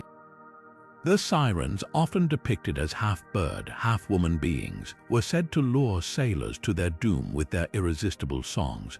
According to the myth, their voices were so captivating that any sailor who heard them would be drawn off course, crashing their ships against the rocky shores where the sirens waited. This story is most famously recounted in Homer's Odyssey, where the hero Odysseus must navigate the perilous waters inhabited by these creatures. To protect his crew, he orders them to plug their ears with beeswax and ties himself to the mast of the ship, ensuring he can hear the siren's song without succumbing to its deadly allure. But what inspired such a chilling myth? For ancient Greeks, the sea was both a source of life and a place of immense danger. Sailors relied on the Mediterranean for trade, travel, and exploration, but its unpredictable storms, hidden reefs, and vast, uncharted waters made it a treacherous environment. The sirens, with their ability to lead sailors astray, likely symbolized these very real hazards. Their song represented the seductive yet deadly nature of the sea, a force that could provide great rewards but also bring swift destruction. The sirens' association with rocky coastlines further underscores their connection to maritime dangers. In the ancient world, shipwrecks were a common occurrence, and the jagged rocks along the shorelines of Greece and Italy were particularly feared. The myth of the sirens may have served as a cautionary tale, warning sailors to stay vigilant and avoid the temptations that could lead to disaster. Interestingly, the sirens also reflect broader themes in Greek mythology about the power of music and the dangers of unchecked desire. Their song is not just a physical threat but a psychological one, representing the allure of the unknown and the human tendency to be drawn toward things that are beautiful yet harmful. This duality is a recurring motif in Greek myths, where beauty and danger often go hand in hand. Archaeological evidence and historical accounts suggest that the sirens myth may have been inspired by real-life experiences of sailors. For instance, the treacherous waters around the Strait of Messina between Italy and Sicily were notorious for their strong currents and rocky outcrops. It's possible that the sirens legend originated as a way to explain the mysterious disappearances of ships in this area, blending natural phenomena with supernatural explanations. As we unravel the myth of the sirens, it becomes clear that this story is more than just a fantastical tale. It's a vivid expression of the ancient Greeks' relationship with the sea, a source of both opportunity and peril. The sirens remind us of the timeless human struggle to navigate the unknown, balancing curiosity with caution in the face of danger. Next, we'll delve into the legend of the Holy Grail, a symbol of divine power and eternal quest. What historical roots lie beneath this enduring myth, and how did it become a cornerstone of medieval storytelling? Stay with us as we uncover the mysteries of the Grail. Now, shifting our focus from the perilous seas of ancient Greece, we step into the mystical world of medieval Europe, where the legend of the Holy Grail has captivated imaginations for centuries. This sacred object, often depicted as a cup or chalice, is said to possess miraculous powers, granting eternal life or divine blessings to those deemed worthy. But where did this legend originate, and how did it become intertwined with the tales of King Arthur and his knights? The Holy Grail first emerged in medieval Christian literature, where it was described as the vessel used by Jesus Christ during the Last Supper. According to some versions of the story, it was also the cup that caught his blood during the crucifixion, imbuing it with profound spiritual significance. Over time, the Grail became a symbol of divine grace and the ultimate quest for spiritual enlightenment. The Grail's connection to Arthurian legends began in the 12th century, when writers like Kraken de Troyes introduced it into the tales of King Arthur and his knights. In these stories, the Grail became the focus of a sacred quest, with knights like Sir Galahad, Sir Percival, and Sir Lancelot embarking on perilous journeys to find it. The quest for the Grail was not just a physical adventure but a spiritual one, testing the knights' purity, courage, and faith. But the Grail's origins may also be rooted in earlier myths and historical artifacts. Some scholars suggest that the Grail legend was influenced by pre-Christian Celtic myths, which often featured magical cauldrons or vessels of plenty. These objects, like the Grail, were associated with abundance, healing, and the otherworldly. Additionally, medieval Christian relics such as the alleged Holy Chalice of Valentia may have inspired the Grail's depiction as a sacred cup. The Grail's enduring appeal lies in its dual nature as both a physical object and a symbol of spiritual aspiration. It represents humanity's eternal search for meaning, redemption, and connection to the divine. The Arthurian quest for the Grail also reflects the medieval ideal of chivalry, where knights were expected to uphold virtues like honor, piety, and self-sacrifice. Interestingly, the Grail's legend has continued to evolve over the centuries, adapting to the cultural and spiritual needs of each era. In modern times, it has been reinterpreted in literature, film, and art, often as a metaphor for personal transformation or the pursuit of an elusive ideal. As we explore the legend of the Holy Grail, we uncover not just a story of medieval knights and sacred relics, but a timeless narrative about the human desire to seek something greater than ourselves.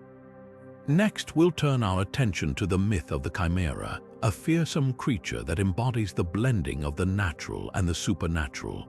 What historical and symbolic roots lie behind this legendary beast? Stay with us as we unravel its mysteries. Now, as we leave behind the sacred quest for the Holy Grail, let's venture into the realm of ancient mythology, where the lines between the natural and the supernatural blur in the form of the Chimera. This fearsome creature, described as a fire-breathing hybrid of a lion, goat, and serpent, has fascinated storytellers and scholars alike for centuries. But what inspired such a fantastical beast, and how does it reflect the ancient world's understanding of nature and the unknown? The Chimera first appears in Greek mythology as a monstrous offspring of Typhon and Echidna, two of the most fearsome beings in ancient lore. Descriptions of the Chimera vary, but it is often depicted with the body of a lion, the head of a goat rising from its back, and a serpent for a tail. Its ability to breathe fire added to its terrifying reputation, making it a symbol of chaos and destruction. One intriguing theory suggests that the Chimera myth may have been inspired by ancient discoveries of fossils. In regions like Lycia, where the Chimera was said to roam, the landscape is rich with fossilized remains of prehistoric creatures. The strange, fragmented bones of these ancient animals could have sparked the imagination of early people, leading them to envision hybrid beasts like the Chimera. For instance, the skull of a large mammal with protruding horns might have been interpreted as evidence of a lion-goat hybrid, while the elongated vertebrae of a serpent could have contributed to the idea of a snake-like tail. Another possible inspiration for the Chimera comes from ancient art and iconography. Many cultures, including the Greeks, Egyptians, and Mesopotamians, created depictions of hybrid creatures to symbolize power, divinity, or the unknown. These artistic representations often combine the traits of multiple animals to create beings that transcended the natural world. The Chimera, with its composite form, may have been a way for ancient people to express their awe and fear of the forces they could not fully understand or control. The Chimera's symbolism extends beyond its physical form. In mythology, it often represents the triumph of order over chaos, as seen in the story of the hero Bellerophon, who slays the beast with the help of the winged horse Pegasus. This tale reflects the ancient Greek belief in the power of human ingenuity and divine favor to overcome seemingly insurmountable challenges. Interestingly, the Chimera's legacy has endured into modern times, where it continues to inspire art, literature, and even scientific terminology. The term chimera is now used in genetics to describe organisms with cells from two different species, highlighting the enduring fascination with hybridity and transformation. As we explore the myth of the Chimera, we uncover not just a story of a monstrous creature, but a reflection of humanity's attempts to make sense of the natural world and its mysteries. Next, we'll turn our attention to the legend of the Yeti, a creature that has captured the imagination of explorers and adventurers in the snowy peaks of the Himalayas. What truths lie behind this elusive figure? Stay with us as we delve into its origins. Shifting our focus from the fiery realms of the Chimera, we now journey to the icy heights of the Himalayas, where the legend of the Yeti has captivated explorers, locals, and adventurers for centuries. Known as the abominable snowman, this elusive creature is said to roam the remote, snow-covered peaks, leaving behind mysterious footprints and sparking countless tales of encounters. But where did this myth originate, and what truths might lie beneath its snowy surface? The Yeti first emerges in the folklore of the Himalayan region, particularly among the Sherpa and Tibetan communities. Descriptions of the creature vary, but it is often depicted as a large, ape-like being covered in white or brown fur, standing upright like a human. Some accounts describe it as a gentle giant, while others paint it as a fearsome predator. These stories were passed down through generations, blending spiritual beliefs with observations of the natural world. One theory suggests that the Yeti myth may have been inspired by sightings of real animals, such as the Himalayan brown bear or the Tibetan blue bear.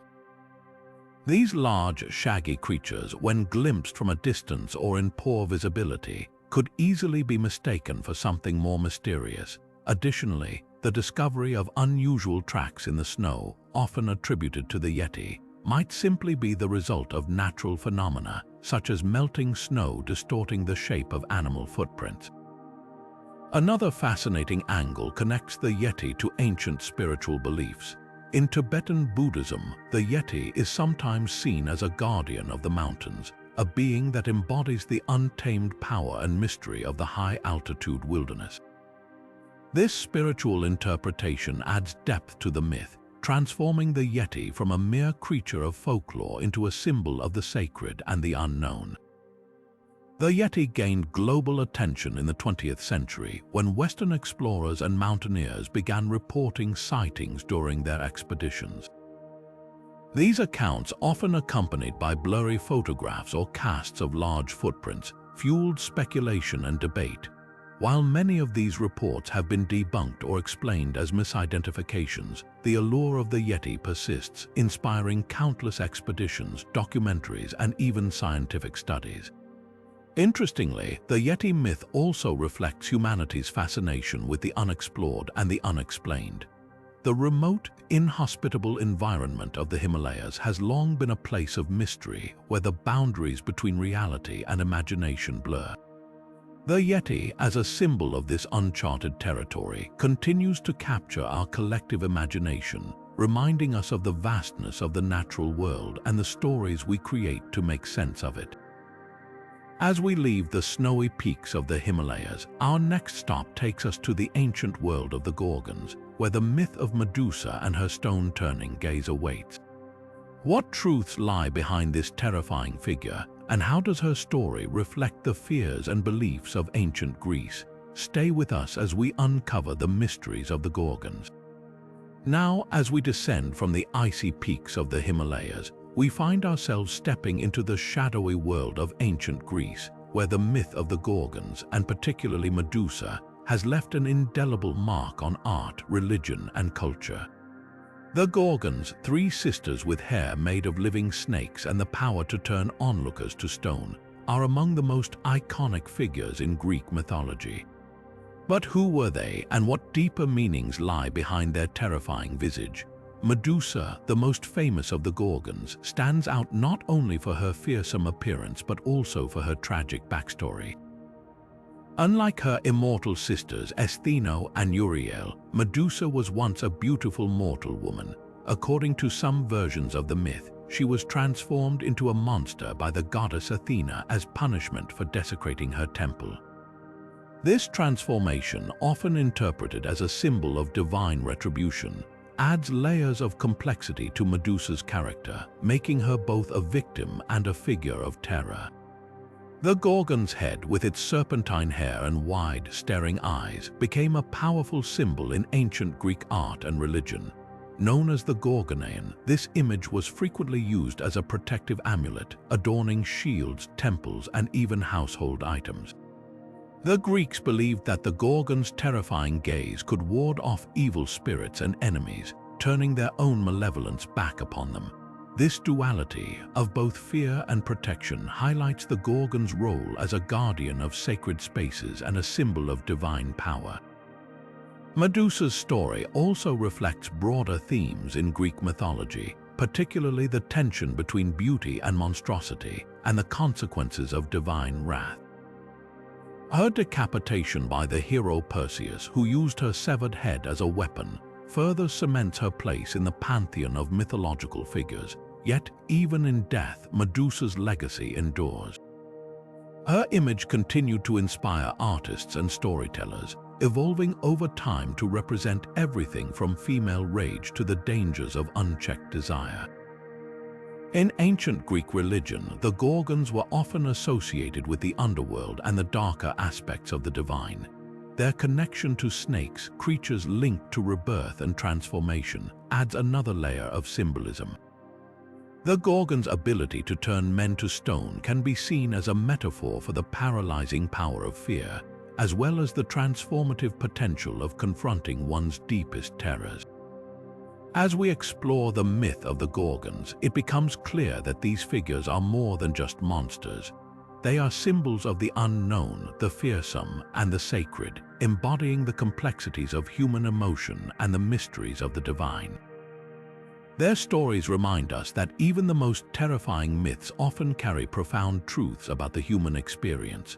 With the Gorgons behind us, our journey now takes us to the shimmering shores of the Mediterranean, where the myth of the sirens awaits. What secrets do these enchanting yet deadly creatures hold, and how did their songs lure sailors to their doom? Stay with us as we dive into the next chapter of our exploration. Leaving the haunting tales of the Gorgons behind, we now set sail across the vast Atlantic, where the shimmering promise of eternal youth beckons. The legend of the Fountain of Youth has captivated imaginations for centuries, blending myth with the very real ambitions of European explorers. But where did this tantalizing story begin, and how did it shape the course of history? The origins of the Fountain of Youth can be traced back to ancient myths and legends from various cultures. In Greek mythology, there were tales of magical waters that could restore youth, while in the Middle Ages, European folklore spoke of miraculous springs hidden in distant lands. However, it was during the age of exploration that the legend truly took hold, becoming intertwined with the quest for new territories and untold riches. One of the most famous figures associated with the Fountain of Youth is the Spanish explorer Juan Ponce de Leon. In the early 16th century, he embarked on a journey to the New World, driven by stories of a magical spring that could reverse aging. While historians debate whether Ponce de Leon was explicitly searching for the Fountain of Youth, his expeditions to Florida and the Caribbean became forever linked to the myth. The idea of a land brimming with such wonders fueled the imaginations of countless adventurers, inspiring them to brave the unknown in pursuit of eternal life. The legend also reflects the broader cultural and religious beliefs of the time. For many Europeans, the New World represented a kind of earthly paradise, untouched by the corruption and decay of the Old World. The Fountain of Youth became a symbol of this unspoiled land, a place where humanity could reclaim its lost innocence and vitality. This blend of myth and aspiration played a significant role in shaping the narratives of exploration and colonization. Interestingly, the myth of the Fountain of Youth may have roots in the indigenous cultures of the Americas as well.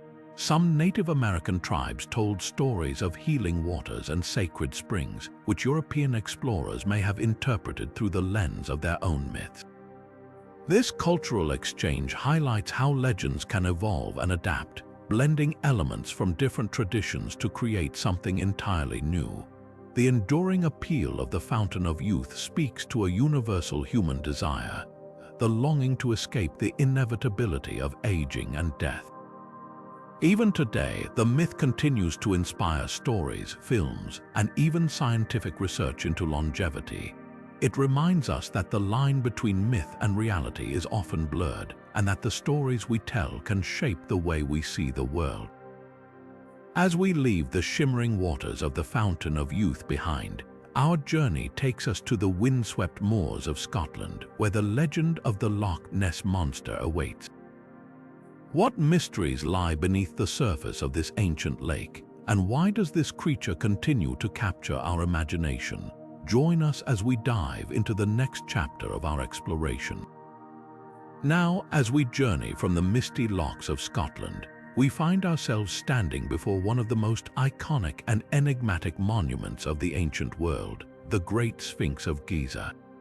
With the body of a lion and the head of a human, this colossal statue has guarded the Giza Plateau for thousands of years, its gaze fixed eternally on the horizon. But what secrets does the Sphinx hold, and how does it intertwine with both Egyptian mythology and history?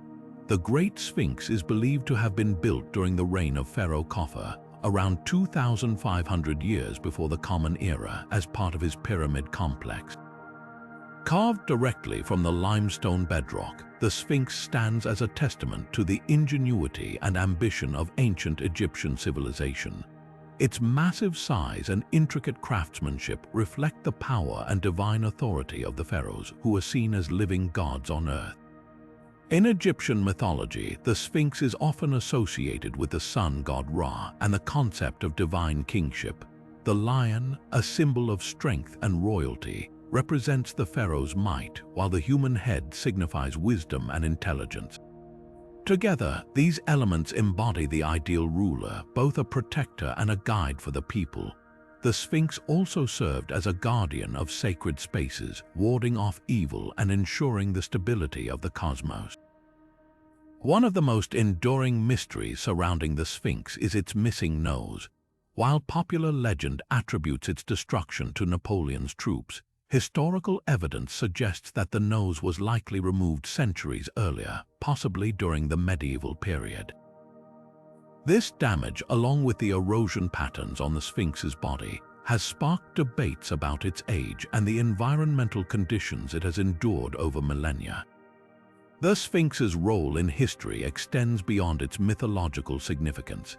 It has inspired countless explorers, scholars, and artists, from ancient Greek travelers to modern archaeologists.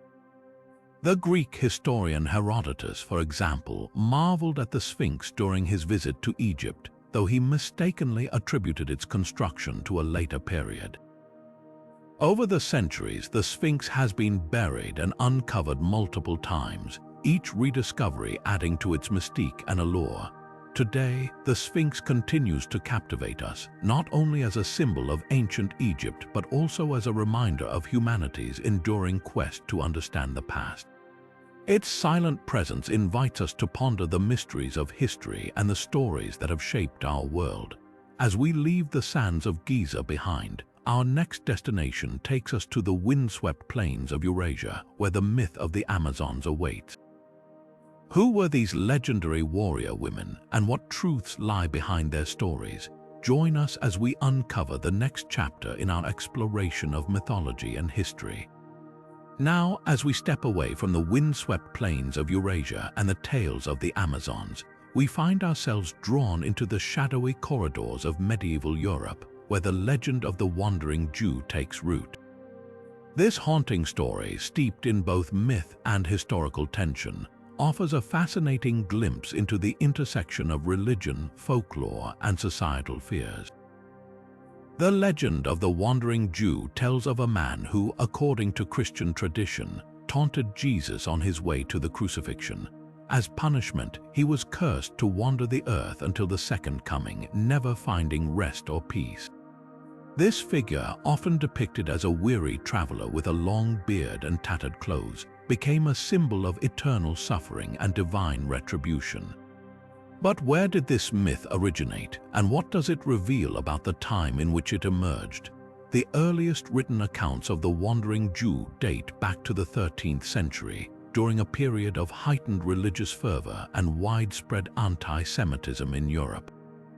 The story was often used to reinforce negative stereotypes about Jewish people, portraying them as outsiders and perpetual wanderers. This narrative was deeply tied to the Christian theology of the time, which viewed the Jewish people as responsible for the death of Jesus and thus deserving of punishment. Interestingly, the legend also reflects broader anxieties about mortality, guilt, and the human condition. the wandering Jew's endless journey became a metaphor for the soul's search for redemption, a theme that resonated deeply in a society grappling with questions of sin and salvation. Over time, the story evolved, appearing in various forms across literature, art, and even political discourse. In the 19th century, the wandering Jew took on new meanings, becoming a symbol of exile and displacement in a rapidly changing world. Writers and artists reinterpreted the myth, using it to explore themes of identity, persecution, and the search for belonging. Yet, despite these shifts, the legend remained a potent reminder of the historical tensions between Christianity and Judaism, as well as the enduring power of myth to shape our understanding of the past. As we leave the medieval world behind, our journey takes us to the stormy seas of the North Atlantic, where the myth of the Flying Dutchman awaits. What truths lie behind this ghostly tale, and how does it reflect the fears and superstitions of sailors? Join us as we set sail into the next chapter of our exploration.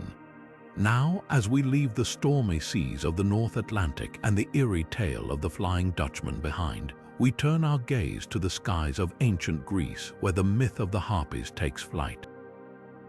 These fearsome creatures, often depicted as winged women with sharp talons and faces twisted in rage, have long captured the imagination of storytellers and scholars alike. But what lies beneath the surface of this myth, and how does it reflect the fears and realities of the ancient world? The Harpies, whose name means snatchers or swift robbers, were said to be agents of divine punishment, sent by the gods to torment those who had incurred their wrath. In one of the most famous tales, they are tasked with tormenting King Phineus, a seer cursed by Zeus for revealing too much of the god's plans. The Harpies would swoop down, snatch his food, and defile what remained, leaving him in a state of perpetual hunger and despair. This vivid imagery of winged tormentors reflects the ancient Greeks' deep-seated fears of uncontrollable forces, particularly the destructive power of storms and natural disasters. But the Harpies were more than just symbols of divine retribution. They also embodied the chaos and unpredictability of nature. In a world where storms could destroy crops, sink ships, and upend lives, the Harpies served as a personification of these uncontrollable forces. Their sudden, violent appearances mirrored the way storms could strike without warning, leaving devastation in their wake. The Greeks, who relied heavily on the sea for trade and travel, would have been acutely aware of the dangers posed by such natural phenomena, and the Harpies became a way to make sense of these fears. Interestingly, the Harpies also appear in the story of Jason and the Argonauts, where they are confronted by the winged heroes, the Boreads. This clash between the Harpies and the Boreads, who represent the north wind, can be seen as a symbolic battle between the destructive and beneficial aspects of nature. While the Harpies bring chaos and ruin, the Boreads bring the winds that can guide ships safely to their destinations. This duality reflects the ancient Greeks' complex relationship with the natural world, where forces of destruction and creation were often intertwined. As we explore the myth of the Harpies, it becomes clear that these creatures were more than just monsters of legend. They were a way for the ancient Greeks to grapple with the uncertainties of their world, giving form to their fears of storms, natural disasters, and the unpredictable wrath of the gods. Through these myths, we gain insight into how the Greeks understood and coped with the forces that shaped their lives. With the Harpies behind us, our journey now takes us to the misty forests of Germany, where the legend of the Pied Piper awaits. What truths lie hidden in this enigmatic tale, and how does it reflect the historical events of its time? Let us venture forth into the next chapter of our exploration.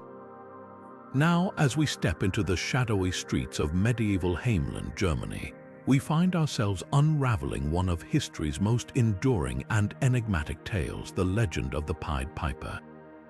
This story, often told as a cautionary fairy tale, carries with it a haunting blend of myth and historical mystery. But what real events might have inspired this eerie narrative, and why has it captivated imaginations for centuries? The legend, as it's commonly known, tells of a piper dressed in multicolored clothing who arrives in the town of Hamelin during a rat infestation. Promised payment for his services, he uses his magical pipe to lure the rats away, leading them to their doom in a nearby river. When the townspeople refuse to pay him, the piper returns and uses his music to enchant the town's children, leading them away never to be seen again. It's a chilling tale, but beneath its surface lies a deeper connection to historical events that have puzzled scholars for generations.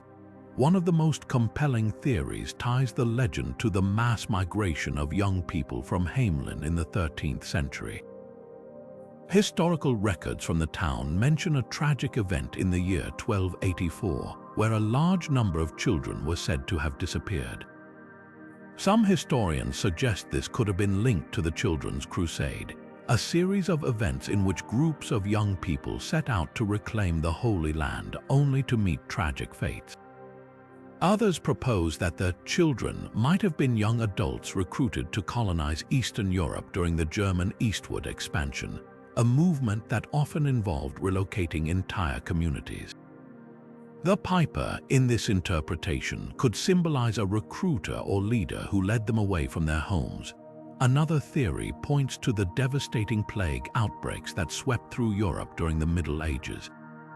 Rats, as carriers of the disease, were often blamed for the suffering and death that followed. The piper's role in ridding the town of rats could symbolize efforts to combat the plague, while the disappearance of the children might reflect the high mortality rates among the young during such epidemics. This interpretation transforms the legend into a metaphor for the town's struggle against an invisible and deadly enemy. Yet another angle connects the story to the phenomenon of dancing mania, a mysterious condition that caused groups of people to dance uncontrollably, sometimes to the point of exhaustion or death. Some versions of the Pied Piper legend describe the children as being led away in a trance-like state, dancing to the piper's tune. This eerie parallel suggests that the tale might have been influenced by real-life events where communities witnessed strange, inexplicable behavior. As we piece together these historical threads, the legend of the Pied Piper emerges not just as a simple fairy tale, but as a complex tapestry woven from the fears, tragedies, and mysteries of medieval life. It serves as a reminder of how stories can evolve to reflect the anxieties and experiences of the people who tell them.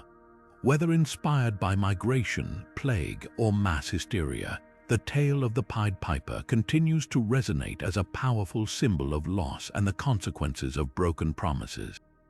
With the echoes of the piper's flute fading into the distance, our journey now takes us to the rugged mountains of the Himalayas, where the myth of the Yeti awaits.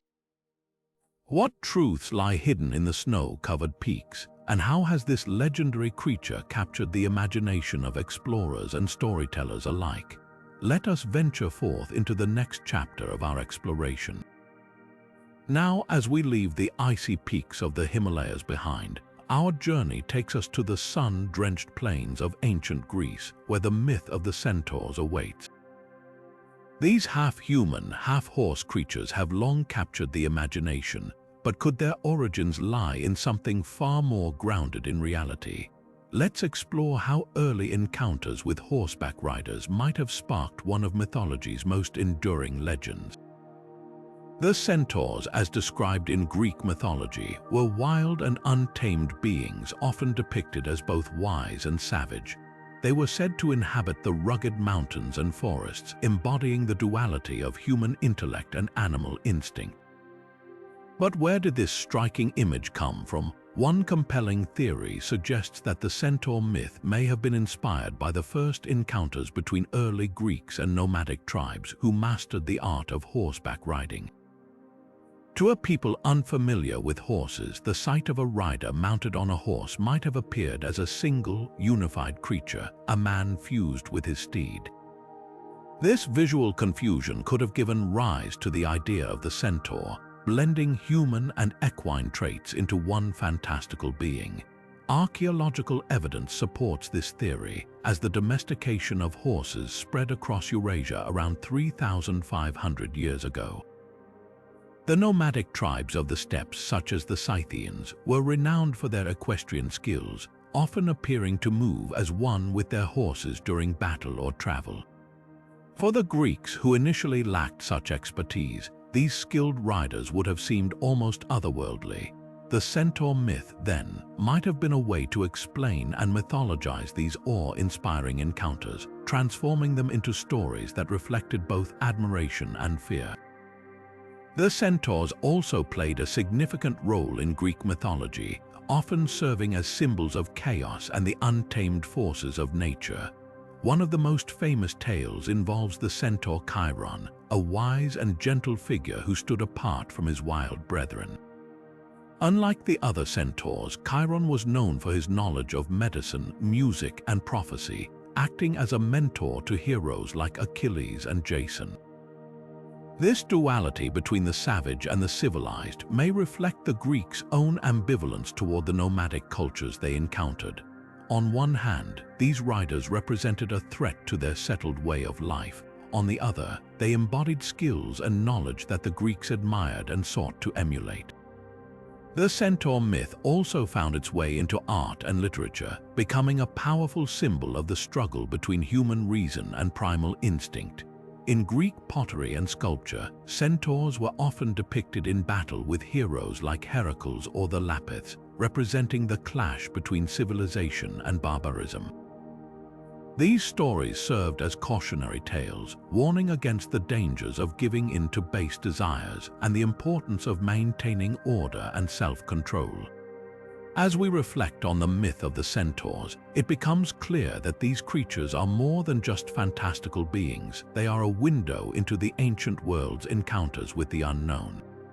Whether inspired by early horseback riders or serving as metaphors for the tension between civilization and nature, the centaurs continue to fascinate us as symbols of the complex relationship between humanity and the wild. With the echoes of galloping hooves fading into the distance, our next stop takes us to the stormy seas of Dutch maritime history, where the legend of the Flying Dutchman awaits. What truths lie hidden in this ghostly tale, and how has it haunted the imaginations of sailors and storytellers for centuries? Let us set sail into the next chapter of our exploration. Now, as we set our sights on the stormy seas of Dutch maritime history, the eerie legend of the Flying Dutchman emerges from the mists of time. This ghostly tale has haunted sailors and storytellers for centuries, but what truths might lie beneath its spectral surface? Let's dive into the origins of this enduring myth and uncover its ties to the golden age of Dutch seafaring. The Flying Dutchman is perhaps one of the most famous ghost ship legends in the world. According to the tale, the Dutchman was a real ship that met a tragic fate, cursed to sail the oceans forever without ever reaching port. The story goes that the ship's captain, often named as Hendrik van der Decken, defied the heavens during a violent storm off the Cape of Good Hope. In his arrogance, he swore he would round the Cape even if it took him until Judgment Day. For his blasphemy, he and his crew were condemned to an eternity at sea, their ship appearing as a phantom to those who crossed its path. But where did this chilling story come from? The legend likely has its roots in the 17th century during the height of Dutch maritime power. The Dutch East India Company, known as the VOC, dominated global trade, and its ships were a common sight on the high seas. However, the treacherous waters around the Cape of Good Hope, with their unpredictable storms and strong currents, were a notorious hazard for sailors. Many ships were lost in these waters, and the fear of such a fate may have given rise to tales of ghostly vessels doomed to wander forever. The myth of the Flying Dutchman also reflects the superstitions and anxieties of sailors during this era. Life at sea was perilous, and sailors often relied on folklore to make sense of the dangers they faced. The sight of a ship vanishing in a storm or appearing suddenly on the horizon could easily be interpreted as supernatural, especially in an age when the line between myth and reality was often blurred. The Flying Dutchman became a symbol of the sea's unforgiving nature, a reminder of the thin line between life and death on the open waters. Interestingly, the legend of the Flying Dutchman has been fueled by reported sightings over the centuries. Sailors and even royalty have claimed to see the ghostly ship, often describing it as glowing with an eerie light or appearing and disappearing in an instant. One of the most famous accounts comes from the late 18th century, when the future King George V of England reportedly saw the phantom vessel during a voyage. These sightings, whether real or imagined, have kept the legend alive, adding layers of mystery to an already captivating story. The Flying Dutchman has also left its mark on literature and popular culture. From Wagner's opera to films and novels, the ghost ship has become a symbol of eternal wandering and unfulfilled longing.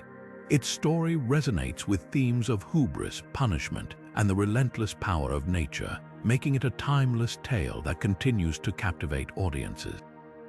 As we reflect on the legend of the Flying Dutchman, it becomes clear that this myth is more than just a ghost story. It is a reflection of the dangers and uncertainties of life at sea, as well as the human desire to explain the unexplainable. Whether inspired by real maritime disasters or the fears of sailors, the Flying Dutchman remains a haunting reminder of the mysteries that lie beneath the waves. With the ghostly sails of the Dutchman fading into the horizon, our journey now turns to the ancient world of Greek mythology, where the myth of the Nemean lion awaits. What truths might this fearsome creature reveal about the heroes and monsters of old? Let's venture into the next chapter of our exploration. Now, as we leave the ghostly seas behind, we step into the sun-drenched hills of ancient Greece, where the myth of the Nemean lion roars to life. This fearsome creature, said to be invulnerable to mortal weapons, is one of the most iconic monsters in Greek mythology. But what does its story reveal about the heroes and challenges of the ancient world? Let's uncover the tale of the Nemean lion and its place in the legendary labors of Heracles. The Nemean lion was no ordinary beast. According to myth, it was a monstrous lion with impenetrable skin, making it nearly impossible to defeat. Its origins are shrouded in mystery, with some accounts suggesting it was the offspring of the moon goddess Selene, while others claim it was sent by Hera, the queen of the gods, to terrorize the region of Nemea. Whatever its beginnings, the lion's reign of terror was undeniable, preying on both livestock and humans, leaving the land in fear. Enter Heracles, the greatest of Greek heroes, tasked with completing 12 seemingly impossible labors as penance for a crime committed in a fit of madness. The first of these labors was to slay the Nemean lion. Armed with his strength and wits, Heracles set out to confront the beast, but this was no ordinary hunt. The lion's invulnerability meant that Heracles couldn't rely on his weapons alone. After discovering that his arrows and sword were useless, Heracles resorted to his bare hands, wrestling the lion and eventually strangling it to death. To complete the task, he used the lion's own claws to skin it, fashioning its impenetrable hide into a protective cloak that would serve him in future trials. The myth of the Nemean lion is rich with symbolism. For one, it represents the ultimate test of strength and ingenuity. Heracles' victory over the lion wasn't just a display of physical power, but also a demonstration of resourcefulness and determination. The lion's invulnerability serves as a metaphor for seemingly insurmountable challenges, while Heracles' triumph reminds us that even the most daunting obstacles can be overcome with courage and creativity. Beyond its role in Heracles' labors, the Nemean lion also reflects broader themes in Greek mythology. Monsters like the lion often symbolize chaos and the untamed forces of nature, while heroes like Heracles embody the human struggle to impose order and civilization. The lion's defeat marks a victory of human ingenuity over primal chaos, a recurring motif in Greek hero tales. Additionally, the lion's connection to Hera hints at the god's role in testing and shaping mortal heroes, adding a layer of divine intrigue to the story. The Nemean lion's legacy extends beyond mythology. In ancient Greece, the lion's pelt became a symbol of Heracles' strength and heroism, often depicted in art and sculpture. The story also inspired later interpretations from Roman poets to Renaissance artists who saw in the lion a timeless emblem of struggle and triumph. Even today, the Nemean lion remains a powerful symbol of resilience and the human spirit's ability to overcome the impossible. As we reflect on the myth of the Nemean lion, we see not just a tale of heroism but a deeper exploration of the challenges that define us. Whether facing literal monsters or metaphorical ones, the story reminds us that strength, ingenuity, and perseverance are the keys to overcoming even the greatest of trials. With the roar of the Nemean lion still echoing in our minds, our journey now turns to the icy waters of the North Atlantic, where the legend of the Kraken awaits. What mysteries lie beneath the waves? Let's dive in and find out. From the ancient myths of Greece, we now journey to the modern-day legends of Latin America, where the mysterious chupacabra lurks in the shadows. This creature, whose name translates to goat sucker, has become one of the most infamous cryptids of the 20th century. But where did this legend begin, and what truths might lie behind the tales of this bloodthirsty beast? Let's explore the origins of the chupacabra and its place in contemporary folklore. The chupacabra first gained widespread attention in the mid-1990s when reports of strange animal attacks began to surface in Puerto Rico. Farmers claimed that their livestock, particularly goats, were being found dead with puncture wounds on their necks and completely drained of blood. The descriptions of the attacker varied, but many witnesses described a creature resembling a reptilian or canine-like beast, with glowing red eyes, sharp spines along its back, and a thirst for blood. These chilling accounts quickly spread, capturing the imagination of people across the Americas and beyond. As the legend grew, so did the sightings. From Mexico to the southern United States, reports of the chupacabra began to emerge, each adding new details to the creature's appearance and behavior.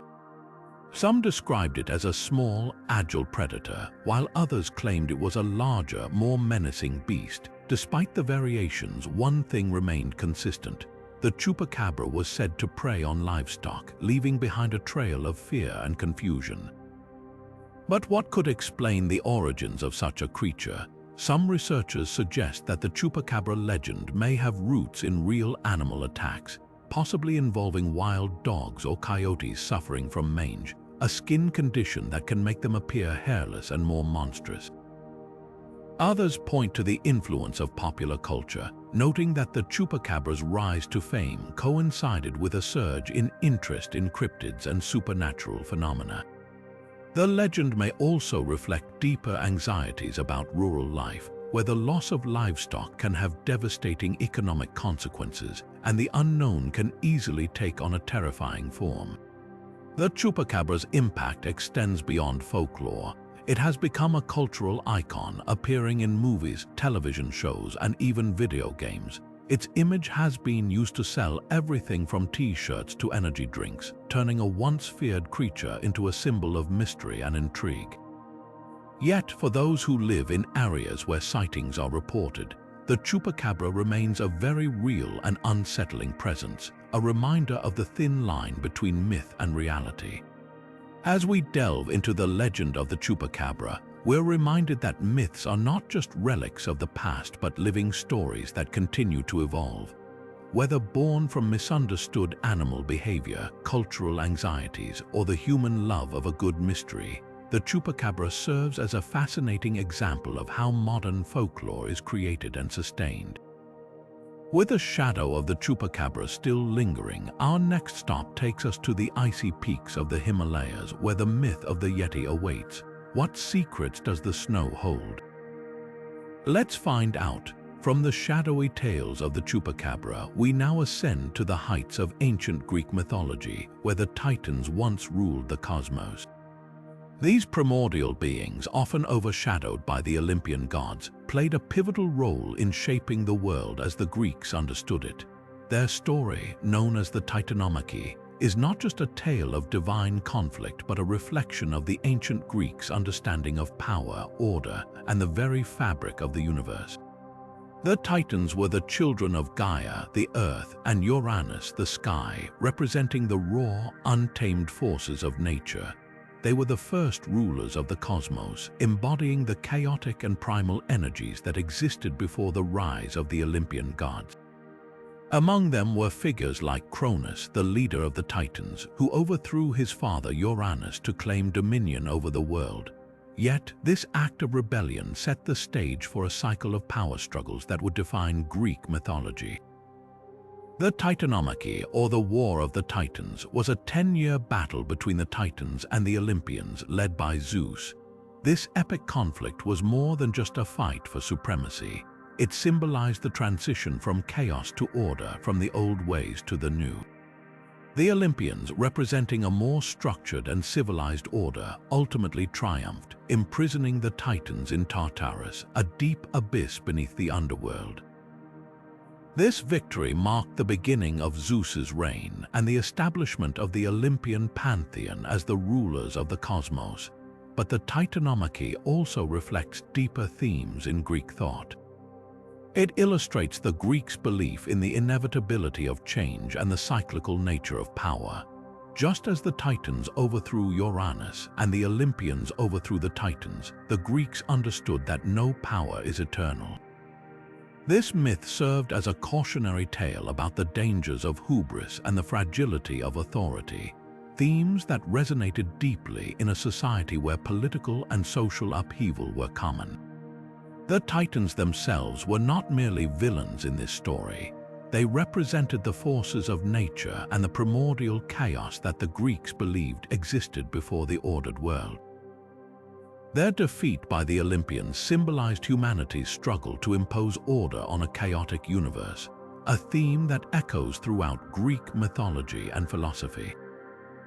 The Titans' imprisonment in Tartarus also served as a reminder of the consequences of defying the natural order, a lesson that the Greeks took to heart. As we explore the myth of the Titans, we see how it encapsulates the ancient Greeks' worldview, blending cosmology, morality, and the human experience into a single, powerful narrative. The Titanomachy is not just a story of gods and monsters, but a reflection of the eternal struggle between chaos and order, a theme that continues to resonate in our understanding of the world today. With the echoes of the Titans' fall still lingering, our journey now takes us to the icy peaks of the Himalayas, where the myth of the Yeti awaits. What secrets does the snow hold? Let's find out. From the icy peaks of the Himalayas, we now journey to the misty waters of Scotland, where the legend of the Loch Ness Monster, affectionately known as Nessie, has captivated imaginations for centuries.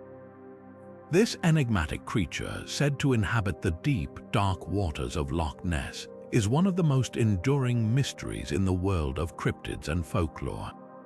But where did this legend begin, and how has it shaped the cultural and economic landscape of Scotland? The origins of the Loch Ness Monster can be traced back to ancient Scottish folklore, where tales of water spirits and mythical creatures were common.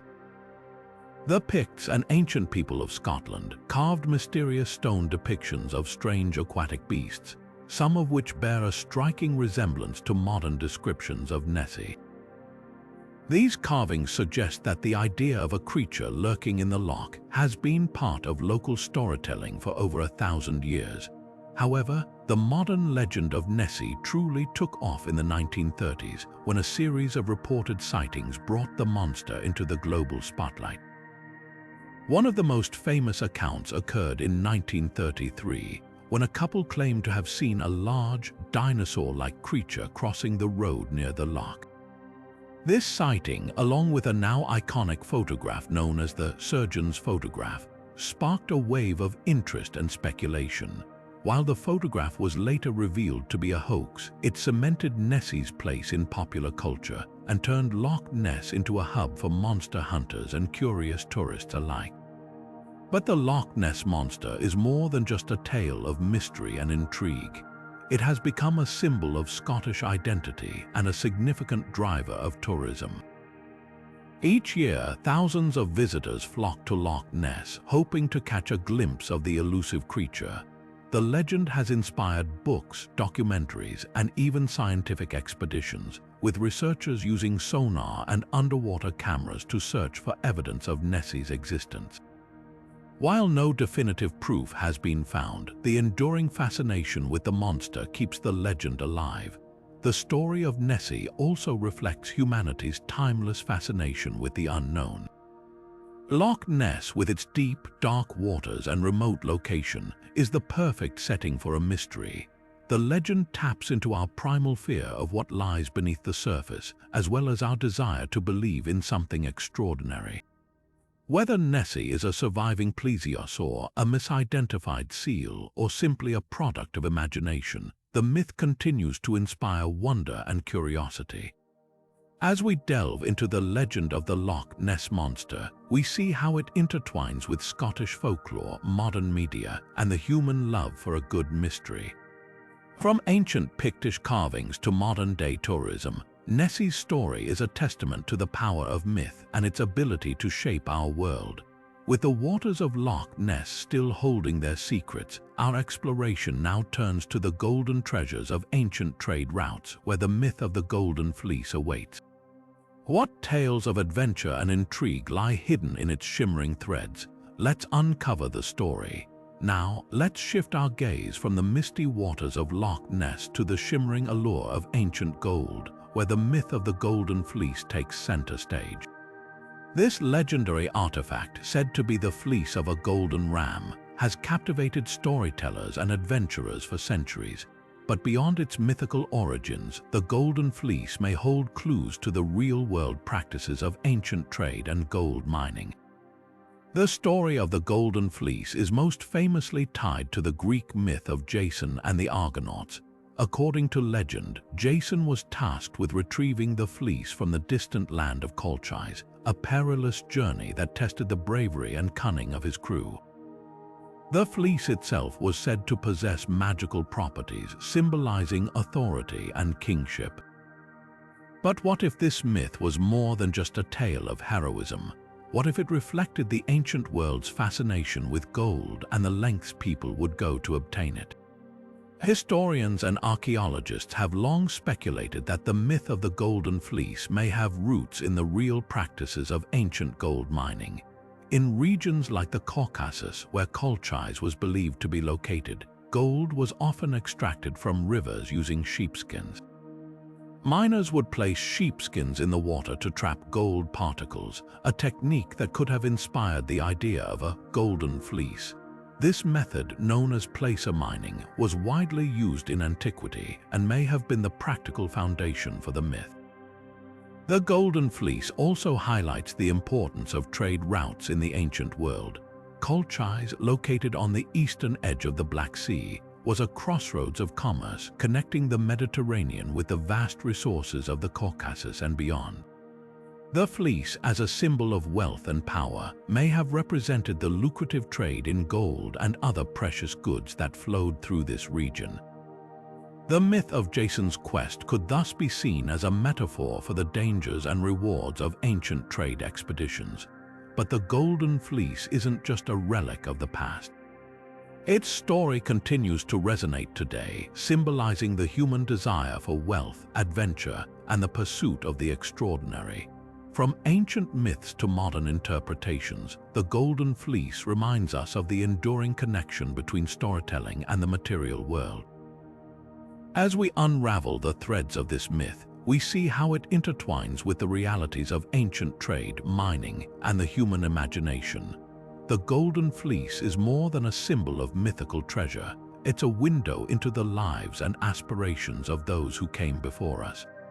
And now, as we leave the golden glow of this legend behind, our journey takes us to the shadowy forests of medieval Europe, where the legend of the Headless Horseman awaits.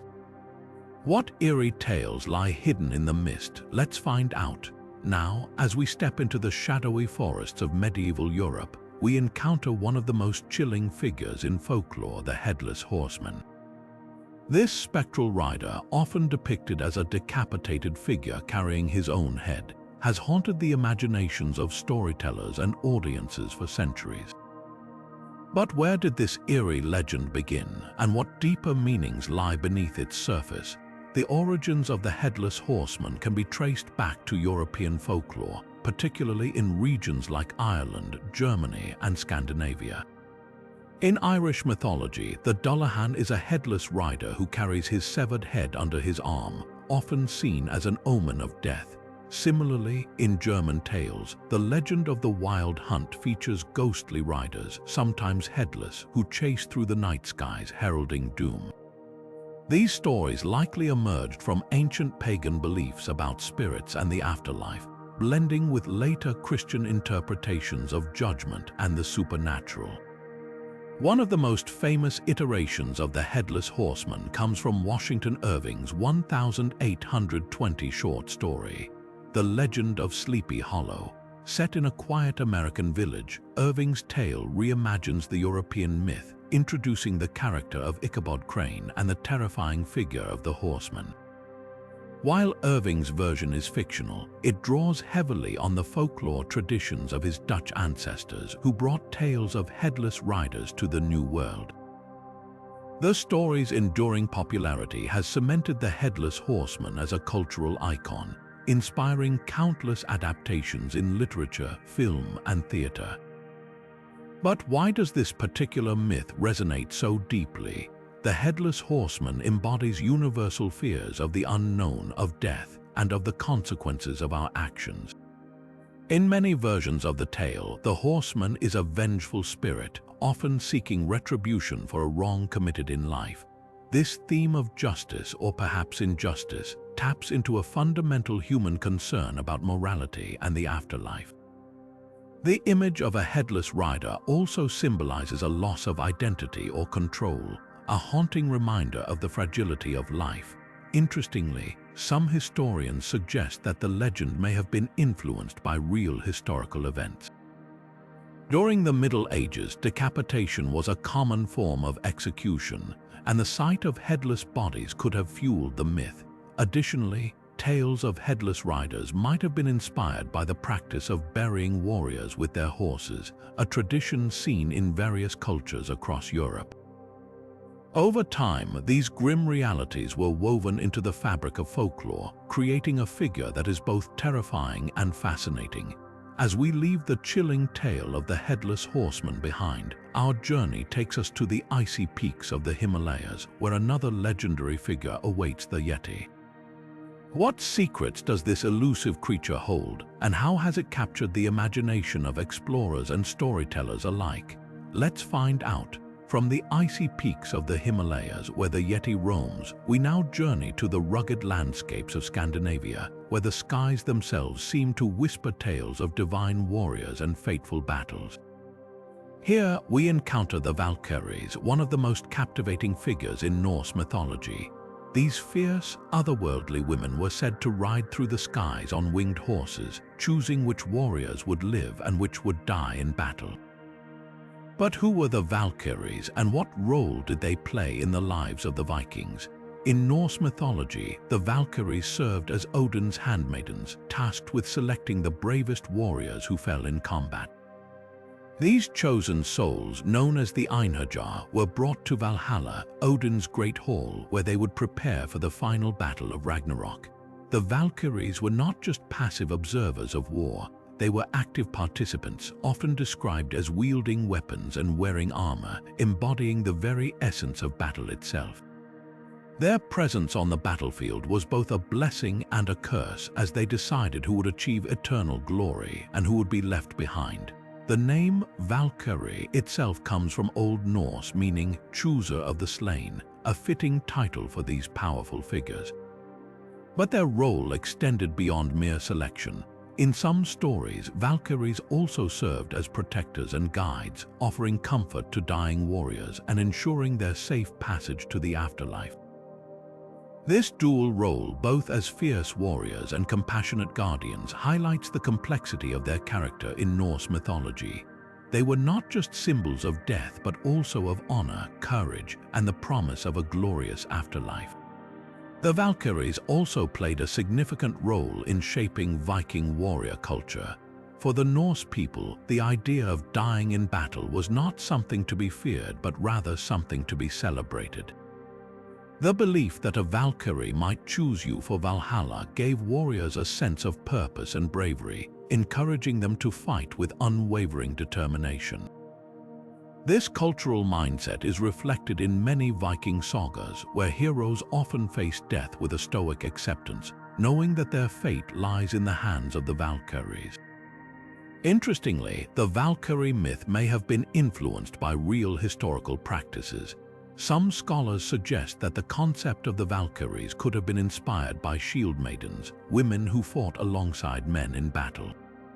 Archaeological discoveries, such as the Birka burial site in Sweden, have revealed graves of women buried with weapons, suggesting that female warriors were not just the stuff of legend but may have existed in Viking society. Over time, these historical figures may have been elevated to the status of divine beings, blending reality with myth. As we leave the realm of the Valkyries, our next stop takes us to the misty forests of West Virginia, where a modern myth has captured the imagination of many, the Mothman. What eerie encounters and mysterious sightings surround this enigmatic creature? Let's uncover the truth behind the legend. Now, shifting our focus from the ancient skies of Scandinavia, we venture into the shadowy forests of West Virginia, where a modern legend has taken root: the Mothman. This enigmatic creature, described as a winged humanoid with glowing red eyes, first gained notoriety in the 1960s when a series of eerie sightings in Point Pleasant sparked both fear and fascination. But what exactly is the Mothman, and why has this myth endured for decades? The story of the Mothman begins in November 1966, when two young couples reported encountering a large, winged creature near an abandoned World War II munitions site known as the Tinti area. They described it as a man-sized figure with massive wings and piercing red eyes that seemed to follow them as they fled in terror. This initial sighting was soon followed by numerous others, with witnesses claiming to see the creature lurking near roads, bridges, and even homes. The Mothman's presence was often accompanied by strange phenomena, such as electrical malfunctions and an overwhelming sense of dread. While the Mothman is often dismissed as a product of mass hysteria or misidentified wildlife, some believe there may be more to the legend. One theory suggests that the creature could be linked to the collapse of the Silver Bridge in December 1967, which claimed the lives of 46 people. Some locals claim to have seen the Mothman near the bridge in the weeks leading up to the tragedy, leading to speculation that the creature was either a harbinger of doom or a warning of impending disaster. This connection between the Mothman and the bridge collapse has cemented its place in modern folklore, blending tragedy with the supernatural. The Mothman's origins are shrouded in mystery, but some researchers have drawn parallels between this modern myth and older legends of winged creatures. For example, the Cherokee people of the region have long told stories of a bird-like spirit known as the Thunderbird, which was said to bring storms and omens. Could the Mothman be a contemporary reinterpretation of these ancient tales, or is it something entirely new? The answer remains elusive, but the Mothman's ability to captivate the imagination is undeniable. Today, the Mothman has become a cultural icon, inspiring books, documentaries, and even an annual festival in Point Pleasant. The town has embraced its eerie reputation, with statues, museums, and guided tours dedicated to the legend. For some, the Mothman is a symbol of the unknown, a reminder that even in our modern world, there are mysteries that defy explanation. For others, it's a thrilling tale that blurs the line between reality and myth, proving that the human fascination with the supernatural is as strong as ever. As we leave the haunting forests of West Virginia, our next destination takes us to the ancient beliefs of the afterlife, where myths of the underworld reveal how different cultures envision the journey beyond death. What secrets lie in these shadowy realms, and how do they reflect the fears and hopes of humanity? Let's explore the myth of the underworld. Now, as we step away from the eerie forests of West Virginia, we descend into the shadowy depths of the underworld, a realm that has fascinated and terrified humanity for millennia. Across cultures, the concept of the underworld has served as a mirror to our deepest fears and hopes about what lies beyond death. Let's explore how ancient civilizations imagined this mysterious afterlife, starting with the Greeks. In Greek mythology, the underworld was ruled by Hades, a somber and powerful god who presided over the dead. The journey to this realm was perilous, requiring souls to cross the river Styx, guided by the ferryman Charon. Only those who could pay the toll with a coin placed on their eyes or mouth during burial were granted passage. The Greek underworld was divided into different regions, such as the Elysian Fields for the virtuous and Tartarus for the wicked, reflecting their belief in a moral order even in death. This intricate system of rewards and punishments shaped Greek views on morality and the afterlife, offering both comfort and caution to the living. Moving to ancient Egypt, the underworld took on a vastly different form. Known as the Duat, it was a complex and treacherous landscape filled with gods, demons, and trials. The Egyptians believed that after death, the soul of the deceased would embark on a perilous journey through the Duat, facing challenges like the weighing of the heart against the feather of Maat, the goddess of truth and justice. If the heart was found pure, the soul would be granted eternal life in the field of reeds, a paradise mirroring the fertile Nile Valley. However, if the heart was heavy with sin, it would be devoured by the monstrous Ammit, condemning the soul to oblivion. This vivid imagery of judgment and rebirth highlights the Egyptians' deep concern with morality and the preservation of the soul. In Mesopotamian mythology, the underworld, known as Urkala, was a bleak and desolate place ruled by the goddess Ereshkigal. Unlike the Greek and Egyptian underworlds, Urkala offered no hope of reward or paradise. It was a land of darkness and dust where the dead existed in a shadowy, joyless state. The Mesopotamians believed that all souls, regardless of their deeds in life, would end up in Urkala, emphasizing the inevitability of death and the futility of human ambition. This stark vision of the afterlife reflects the harsh realities of life in ancient Mesopotamia, where survival was often uncertain and the natural world could be unforgiving. Despite their differences, these underworld myths share a common thread. They reveal how ancient cultures grappled with the mysteries of death and the unknown. Whether through the moral judgments of the Greeks, the trials of the Egyptians, or the bleakness of the Mesopotamians, these stories provided a framework for understanding life's greatest enigma. They also served as a reminder of the values each culture held dear, from justice and purity to humility and acceptance. As we emerge from these ancient visions of the underworld, our journey takes us to the icy peaks of the Himalayas, where another legendary creature has captured the imagination of explorers and storytellers alike. What secrets does the Yeti hold, and how has this myth endured in the face of modern skepticism? Let's uncover the legend of the Yeti. Now, as we leave the icy peaks of the Himalayas and the enigmatic Yeti behind, we venture into the dense, snow-covered forests of North America, where a chilling legend has haunted the Algonquian peoples for centuries. This is the tale of the Wendigo, a creature born not just of myth, but of the harsh realities of survival in unforgiving climates. The Wendigo is a figure deeply rooted in the folklore of the Algonquian tribes, particularly those living in the northern forests of Canada and the Great Lakes region. Described as a gaunt, skeletal being with glowing eyes and an insatiable hunger for human flesh, the Wendigo is more than just a monster. It's a symbol of the dangers of greed, excess, and the moral decay that can arise in desperate times. The origins of the Wendigo myth are tied to the brutal winters and scarce resources faced by these indigenous communities. In times of famine, when survival meant making unthinkable choices, the Wendigo served as a cautionary tale against cannibalism. It was believed that those who resorted to eating human flesh to survive would be cursed, transforming into a Wendigo themselves. This transformation wasn't just physical, It was spiritual, marking the loss of one's humanity and the descent into a state of perpetual hunger and despair. But the Wendigo isn't just a story about survival. It also reflects the Algonquian worldview, emphasizing balance, respect for nature, and the consequences of violating moral and social norms.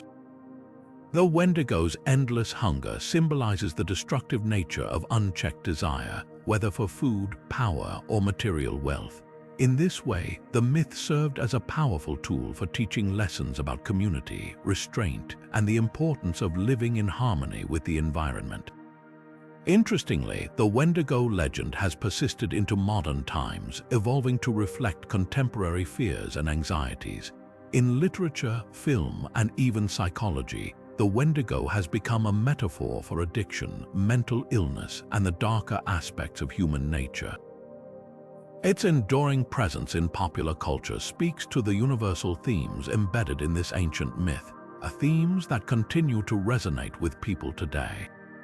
As we step away from the chilling forests and the haunting figure of the Wendigo, our journey takes us to the sun-drenched landscapes of Australia, where another mythical creature, the Rainbow Serpent, weaves its way through the creation stories of the Aboriginal peoples. What role does this powerful being play in shaping the land and its people? Let's find out. Now, as we journey from the shadowy forests of the Wendigo to the vibrant, sunlit lands of Australia, we encounter a myth that is as colorful and dynamic as the landscape it describes. This is the story of the Rainbow Serpent, a powerful being that holds a central place in the creation stories of many Aboriginal Australian cultures. The Rainbow Serpent is more than just a mythical creature. It is a symbol of life, fertility, and the interconnectedness of all things. According to the myth, the Rainbow Serpent traveled across the land during the Dreamtime, the sacred era of creation. As it moved, its massive body carved out rivers, valleys, and mountains, shaping the very terrain we see today. Where it rested, waterholes and springs formed, bringing life to the arid landscape. In this way, the Rainbow Serpent is seen as both a creator and a sustainer, responsible for the physical and spiritual nourishment of the land and its people. But the Rainbow Serpent's role goes beyond shaping the earth. It is also a guardian of sacred knowledge and a figure of immense power. In many stories, the Rainbow Serpent is associated with rain and storms, its movements believed to bring the life-giving rains that sustain crops and wildlife. At the same time, it is a being of duality, capable of both creation and destruction. When angered, the Rainbow Serpent can unleash floods or droughts, reminding people of the need to live in harmony with the natural world. The myth of the Rainbow Serpent also reflects the deep spiritual connection that Aboriginal Australians have with their environment. The land is not just a resource, it is a living, breathing entity, imbued with the presence of ancestral beings like the Rainbow Serpent. This worldview emphasizes respect for nature, the importance of balance, and the responsibility of humans to care for the land. Interestingly, the Rainbow Serpent's influence extends beyond mythology. Its image can be found in ancient rock art, some of which dates back thousands of years, serving as a testament to the enduring significance of this myth. Even today, the Rainbow Serpent continues to inspire art, music, and cultural practices, bridging the gap between the ancient past and the modern world. As we leave the vibrant world of the Rainbow Serpent behind, our next stop takes us to the Pine Barrens of New Jersey, where another mysterious creature, the Jersey Devil, has captured the imaginations of locals and visitors alike. What secrets lie behind this eerie legend? Let's find out. Now, shifting our focus from the sunlit landscapes of Australia to the shadowy forests of New Jersey, we uncover the eerie tale of the Jersey Devil. This legendary creature has haunted the Pine Barrens of New Jersey for centuries, becoming one of America's most enduring and chilling myths. But where did this story begin, and why has it captured the imaginations of so many? The legend of the Jersey Devil dates back to the early 18th century, rooted in colonial folklore. According to the most popular version of the story, the creature was born to a woman named Mother Leeds in 1735. As the tale goes, Mother Leeds already had 12 children and, upon discovering she was pregnant with her 13th, cursed the unborn child, declaring it would be the devil. When the child was born, it transformed into a monstrous creature with bat-like wings, a horse's head, and cloven hooves. It let out a blood-curdling scream before flying up the chimney and disappearing into the night, never to be seen again, or so they thought. Over the years, sightings of the Jersey Devil have been reported across the region, with descriptions varying slightly but always emphasizing its terrifying appearance. Witnesses claim it has glowing red eyes, a forked tail, and an unearthly screech that sends chills down the spine.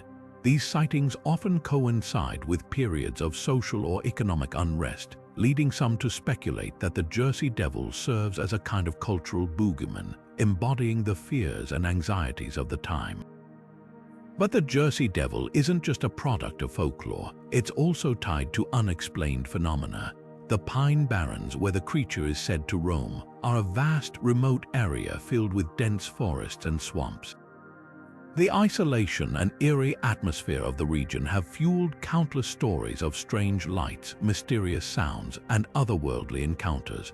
Some believe the Jersey Devil is a cryptid, a real but undiscovered animal, while others see it as a manifestation of the supernatural, a lingering spirit tied to the land. The legend has also had a lasting impact on popular culture, inspiring books, movies, and even a hockey team named in its honor.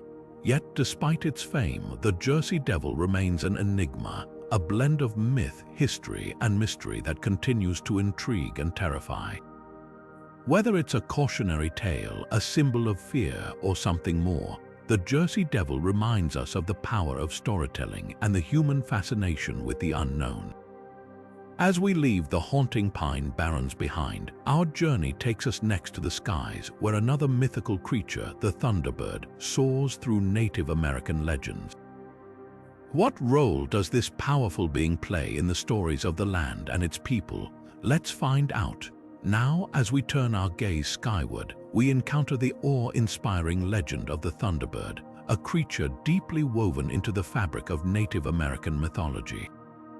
This powerful being, often depicted as a massive bird with wings that create thunder and eyes that flash lightning, holds a significant place in the stories and traditions of many indigenous tribes across North America. But what makes the Thunderbird so central to these cultures, and could there be a connection between this myth and the natural world? The Thunderbird is more than just a mythical creature. It's a symbol of strength, protection, and the forces of nature. For many tribes, the Thunderbird is seen as a guardian spirit, capable of bringing both life-giving rain and destructive storms. Its wings are said to beat with such force that they create the rumble of thunder, while the flashes from its eyes are believed to be the lightning that streaks across the sky. This imagery ties the Thunderbird directly to the natural phenomena of thunderstorms, suggesting that the myth may have originated as a way to explain the powerful and often unpredictable forces of weather. Different tribes have their own unique interpretations of the Thunderbird. For example, in the traditions of the Lakota Sioux, the Thunderbird is associated with the west wind and is considered a messenger of the Great Spirit. Among the Ojibwe people, the Thunderbird is a protector who battles underwater spirits, ensuring balance in the world. These stories highlight the Thunderbird's dual role as both a bringer of life and a force of destruction, reflecting the complex relationship between humans and the natural world. Interestingly, some researchers have suggested that the Thunderbird myth may have been inspired by real-life encounters with large birds, such as eagles or condors, whose impressive size and strength could have sparked the imagination of early storytellers. Others propose that the Thunderbird's association with storms might stem from ancient observations of lightning striking tall trees or mountains, creating a vivid image of a celestial bird wielding power over the skies. The Thunderbird's influence extends beyond mythology, appearing in art, totem poles, and ceremonial objects. Its image is often used to convey themes of power, protection, and the sacred connection between humans and the environment. Even today, the Thunderbird remains a potent symbol in Native American cultures, reminding us of the enduring power of storytelling to explain the mysteries of the world around us. As we leave the skies and the Thunderbird behind, our journey takes us next to the haunting legends of Ireland, where the mournful cry of the banshee echoes through the night. What secrets does this mysterious figure hold, and why has it endured in the folklore of the Emerald Isle? Let's explore. Now, as we step into the misty hills of Ireland, we are greeted by the chilling legend of the banshee, a figure whose mournful wail has echoed through centuries of Irish folklore. This mysterious being, often depicted as a spectral woman with long, flowing hair and a sorrowful expression, is deeply intertwined with themes of death, family, and the supernatural. But who is the banshee, and why does her cry strike fear into the hearts of those who hear it? The banshee, or bean-shee in Irish, translates to woman of the fairy mound or fairy woman. She is said to appear as an omen of death, her wailing cry signaling the impending passing of a family member. Unlike many other mythical figures, the banshee is not a malevolent spirit seeking to harm. Instead, she is often seen as a messenger, her presence tied to specific families, particularly those of ancient Irish lineage. These families, known as the sept or clan, are said to have a banshee who watches over them, her cries serving as a warning to prepare for loss. The origins of the banshee myth are deeply rooted in Irish culture and history. Some scholars suggest that the legend may have evolved from ancient Celtic beliefs in supernatural beings who guarded the boundaries between life and death. Others propose that the banshee's wail could have been inspired by the eerie sounds of the wind howling through the Irish countryside or the cries of nocturnal animals like the barn owl. Regardless of its origins, the banshee has become a powerful symbol of mortality and the enduring connection between the living and the dead. Descriptions of the banshee vary across different regions of Ireland. In some tales, she appears as a beautiful young woman, while in others, she is an old, haggard figure cloaked in grey. Her wail, often described as a mix of sorrow and warning, is said to be heard at night, particularly near rivers or ancient family homes. For those who believe in her, hearing the banshee's cry is both a moment of dread and a reminder of the fragility of life. The banshee's role in Irish folklore also reflects the importance of family and ancestry in Irish culture. Her connection to specific families underscores the idea that the past is never truly gone, and that the spirits of ancestors continue to watch over their descendants. This belief in the presence of the supernatural in everyday life has kept the banshee myth alive, even in modern times. As we leave the haunting cries of the banshee behind, our journey takes us next to the icy waters of the North Atlantic, where the legend of the Kraken awaits. What monstrous tales lie beneath the waves, and how did this myth capture the imaginations of sailors and storytellers alike? Let's dive in. Now, as we plunge into the depths of the North Atlantic, we revisit the legendary Kraken, a creature that has haunted the imaginations of sailors and storytellers for centuries. This colossal sea monster, often depicted as a giant squid or octopus with tentacles capable of dragging entire ships beneath the waves, has become a symbol of the ocean's untamed mysteries. But how did this myth originate, and why does it continue to captivate us today? The Kraken's roots can be traced back to Scandinavian folklore, where it was described as a fearsome beast lurking off the coasts of Norway and Greenland. Early accounts from the 13th century, such as those in the Old Norse sagas, spoke of a creature so vast that it could be mistaken for an island. Sailors told tales of its ability to create whirlpools and drag ships to their doom, fueling fears of the unknown dangers that lay beneath the waves. These stories were likely inspired by real encounters with giant squids or other large sea creatures, whose size and strangeness would have seemed otherworldly to those who saw them. Over time, the Kraken evolved from a regional legend into a global phenomenon, thanks in part to its inclusion in literature and art. The 18th century naturalist Eric Pontoppidan helped popularize the myth by describing the Kraken in his writings, claiming it was capable of devouring entire fleets. This image of the Kraken as a monstrous predator captured the public's imagination, and it soon became a staple of maritime folklore. By the 19th century, the Kraken had found its way into works of fiction, most notably in Alfred Lord Tennyson's poem, The Kraken, which depicted the creature as a slumbering giant waiting to rise from the depths. In modern times, the Kraken has taken on new life in popular culture, appearing in movies, books, and even video games. Its portrayal has shifted from a purely terrifying monster to a more complex symbol of nature's power and mystery. Films like Pirates of the Caribbean and Clash of the Titans have reimagined the Kraken as a cinematic spectacle, while scientific discoveries about giant squids have added a layer of reality to the myth. The Kraken's enduring appeal lies in its ability to embody both the awe and fear that the ocean inspires, reminding us of how little we truly know about the world beneath the waves. As we surface from the depths of the Kraken's legend, we come to the end of our journey through 50 instances where mythology and history intertwine.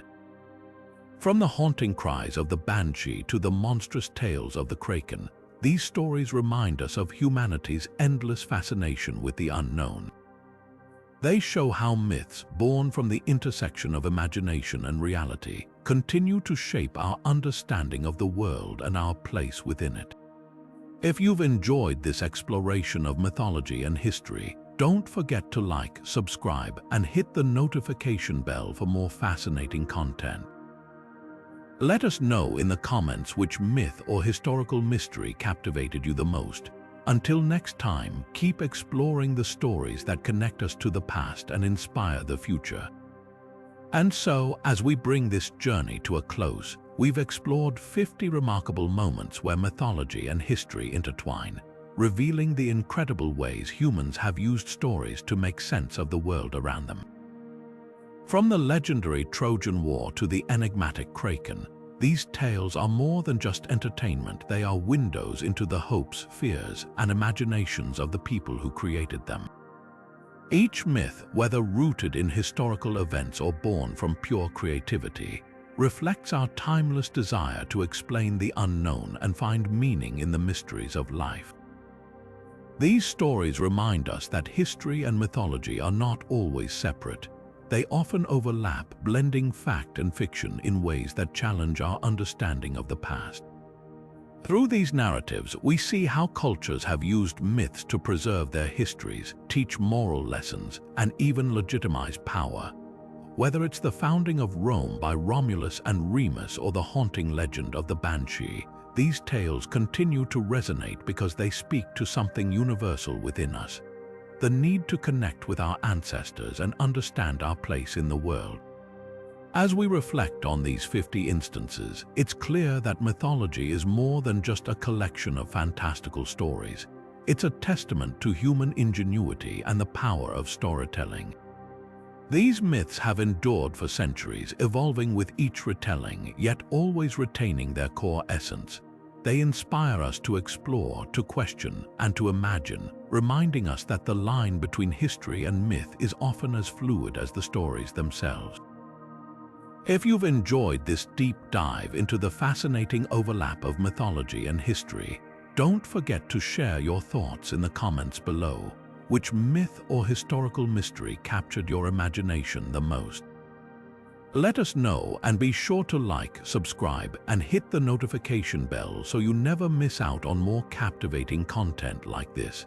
Thank you for joining us on this journey through the stories that connect us to the past and inspire the future.